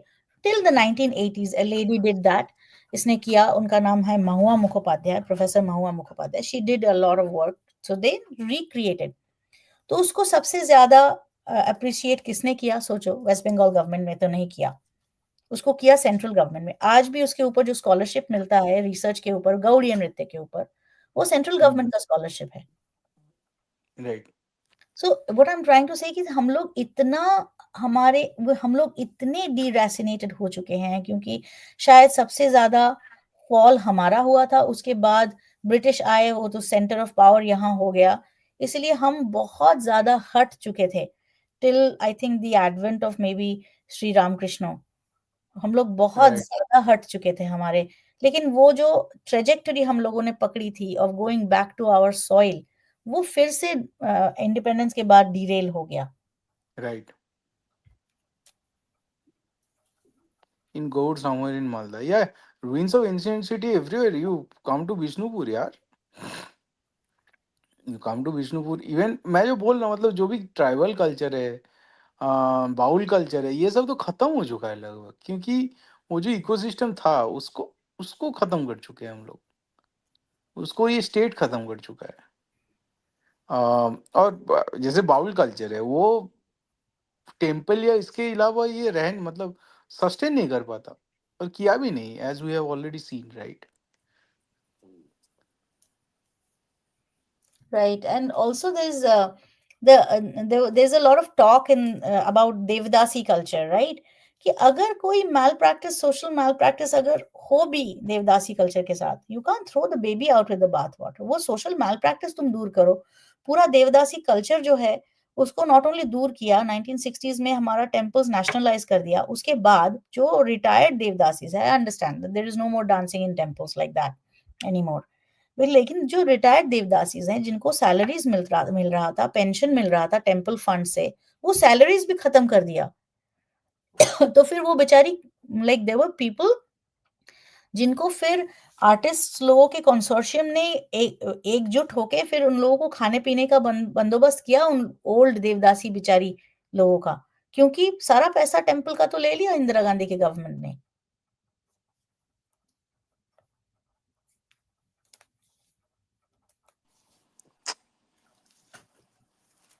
टेम्पल का तो मतलब, long topic. yeah, and the problem is we can see ki how each problem is connected to the other. It's because you have no sense of honor and respect for your own culture.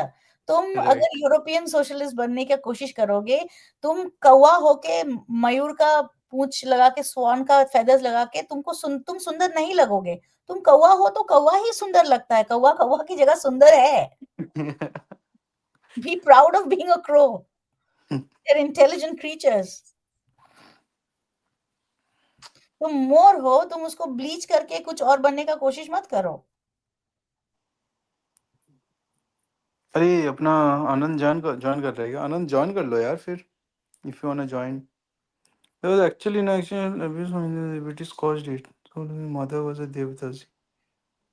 No, he's probably right. Actually, there's nothing called a Devdasi caste, Bijeet. Actually, Right, right. this Devdasis, uh, Devdasis are actually they are people who are married to the Lord. That's kind of like it used to be like a spiritual practice. Like for example, there were many Devadasis in the southern Indian temples who came from land-owning castes. So they came from, like, mid-level well-off families. Okay. And M S Subbulakshmi का की mother देवदासी थी, उसके father ब्राह्मण थे।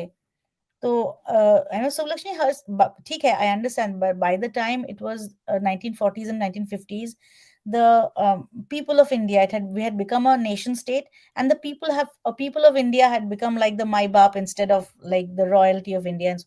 But जब तुम privy purse खत्म कर रहे हो रॉयल किंगडम्स का, और तुम टेम्पल्स को नेशनलाइज कर रहे हो, जो देवदासी लोग अभी तक ओल्ड महारी जो ओडिशा के टेम्पल्स में थी, उन लोगों का जो एक पेंशन मिल रहा था उन बेचारियों का, वो भी खत्म कर दिया। तो एक Right. ऑल्टरनेट स्कीम तो होना चाहिए ना गवर्नमेंट का, कि हम इस ऐसे ऐसे ट्रांजिशन कर रहे हैं। There was no thought process given. Anand want to join. Devadasi वाला मुझे ज्यादा आइडिया नहीं है। सो नहीं, ये अच्छा, तो ही एक is busy. Many things actually, the whole thing is because तुमको हमारे पॉलिसी मेकर्स में ना कोई सेंस ऑफ ऑनर नहीं है, कि हम एक देश को एक दूसरे देश का कॉपी पेस्ट कुछ बनाना चाहते हैं। क्यों? Exactly. आप देखो इवन मतलब द आर्किटेक्चर, राइट, मतलब दिस होल आर्किटेक्चर किस तरह से गंदा किया गया है इंडिया का। You look at the towns यार, the cities, they look so ugly. Why? Because वही कि ब्लाइंड एक तरह से ना समझ के ना कुछ करके उसको चीप कॉपी किया गया है। और अब तुम यहाँ पे ट्रॉपिकल वेदर है, लाल मिट्टी है, वहां पे इस तरह का ब्रूटलिस्ट आर्किटेक्चर जैसे घर बनाते हैं हमारे इधर, कितना घटिया लगता है। राइट। पहले टेराकोटा होता था, कितना अच्छा लगता था। और हमारे देश में हम ऐसे एक देश को पूजते हैं in the name of democracy, जो खुद एक फ्यूडल जमींदारी है ना। हम्म। ब्रिटेन क्या है? वो एक एग्जैक्टली। फ्यूडल जमींदारी है। आज तक ब्रिटेन में लैंड रिफॉर्म हुआ है? तो वो हमको कभी वो सोशलिज्म का लेक्चर मत दो, हम इक्वालिटी वगैरह का लेक्चर मत दो। तुम अपने अपने गिरेबान में झांको, देखो तुम कितने गंदे हो। एग्जैक्टली। और हम इन्हीं को कॉपी करना चाहते हैं, जो ना खुद को समझते हैं, ना हमको समझते हो। ये भी आप सोचो ना कि ये लोग सब, मैं जो बोलती हूँ मेरे हस्बैंड को, ये लोग ये सब the entirety of the West suffers from the Pakistan syndrome कि ये भूल चुके हैं Right. कि खुद कौन है. तुम एक बड़े बड़े फिलोसोफर का नाम लो, सोक्रेटिस, प्लेटो, जो सबसे पहले मन में आता है by way of western civilisation. कुछ Right. Is they are all pre Abrahamic. जो जो सिविलाइजेशन को खत्म किया, उसी सिविलाइजेशन के सिंबल्स को लेके आप क्यों इतना सचेतन हो. ये डेमोक्रेसी तो एब्राहमिज्म के बाद नहीं आया ना. डेमोक्रेसी तो वो प्री एब्राहमिक आइडिया है, ग्रेको रोमेनियन आइडिया. तो फिर इसको लेके इतना रिलीजन टाइप का क्यों बना रहे हो कि डेमोक्रेसी डेमोक्रेसी कर रहे हो. वो सही तो बात है. सिविलाइजेशन आपने खत्म कर दिया, खुद अपने आप का सिविलाइजेशन आपने खत्म कर दिया, है कि नहीं. Exactly. Or Europeans are, they are now, मतलब some of them want to go back to the pagan route, but it's not possible. मतलब It's a minuscule वो minority. लोग अपने आप में बोल रहे हैं कि अरे ये चर्च के नीचे पेगन टेम्पल दबा हुआ है. वो लोग, उसका वीडियो आता रहता है कि इन्होंने यहाँ पे तो एक पेगन टेम्पल हुआ करता था. छोटे मोटे कहानी आता रहता है, बट इट्स डन. नहीं, अपने आप को तुम लोगों ने अपने हाँ. आप को खत्म किया है. अपने आप को. You have spitted on your own ancestors and their exactly. values ये for जो thousands of years. जब जब ये बामियान के बुद्धा को उड़ाया गया था, अरे ये तुम्हारा धरोहर है, ये तुम्हारा हेरिटेज है, वो हमारे देश में नहीं है. एक सेम सेम चीज है सीसीपी, लेकिन at least I would say the Chinese people वो शायद इतने भी डिरासिनेटेड खुद नहीं है, लेकिन वहां भी वो क्रेजीनेस है. लेकिन ये वेस्ट में मैं बोलती हूँ कि आप सब पाकिस्तान सिंड्रोम से सफर करते हैं, क्योंकि आप खुद भूल चुके हैं आपकी माँ का नाम. राइट. नहीं, इसने आनंद ने एक पॉइंट बोला कि दास और slave, right. Yes, exactly. slave means purchased kritodas. Servant literally, slave literally mean kritodas. Purchased servant. दास मतलब दा धातु से आया है. जो सेवा करता है, जो सेवा दान करता है, वही दास है. चलो आज बहुत it's like a long stream for you guys. चलो हाँ, फिर सोते हैं अभी. फिर मैं तो मंडे या ट्यूसडे आऊंगा. फिर इसी को कंटिन्यू करेंगे, हिंदू मोरालिटीज, नेचुरल मोरालिटी. फिर आई थिंक आनंद भी तब ज्वाइन कर पाएगा. भूपेंद्र भी आई थिंक वापस आ जाएगा फिर. ठीक है. चलो. अ, हाँ, चलो. गुड नाइट, मतलब आपका गुड मॉर्निंग होगा फिर.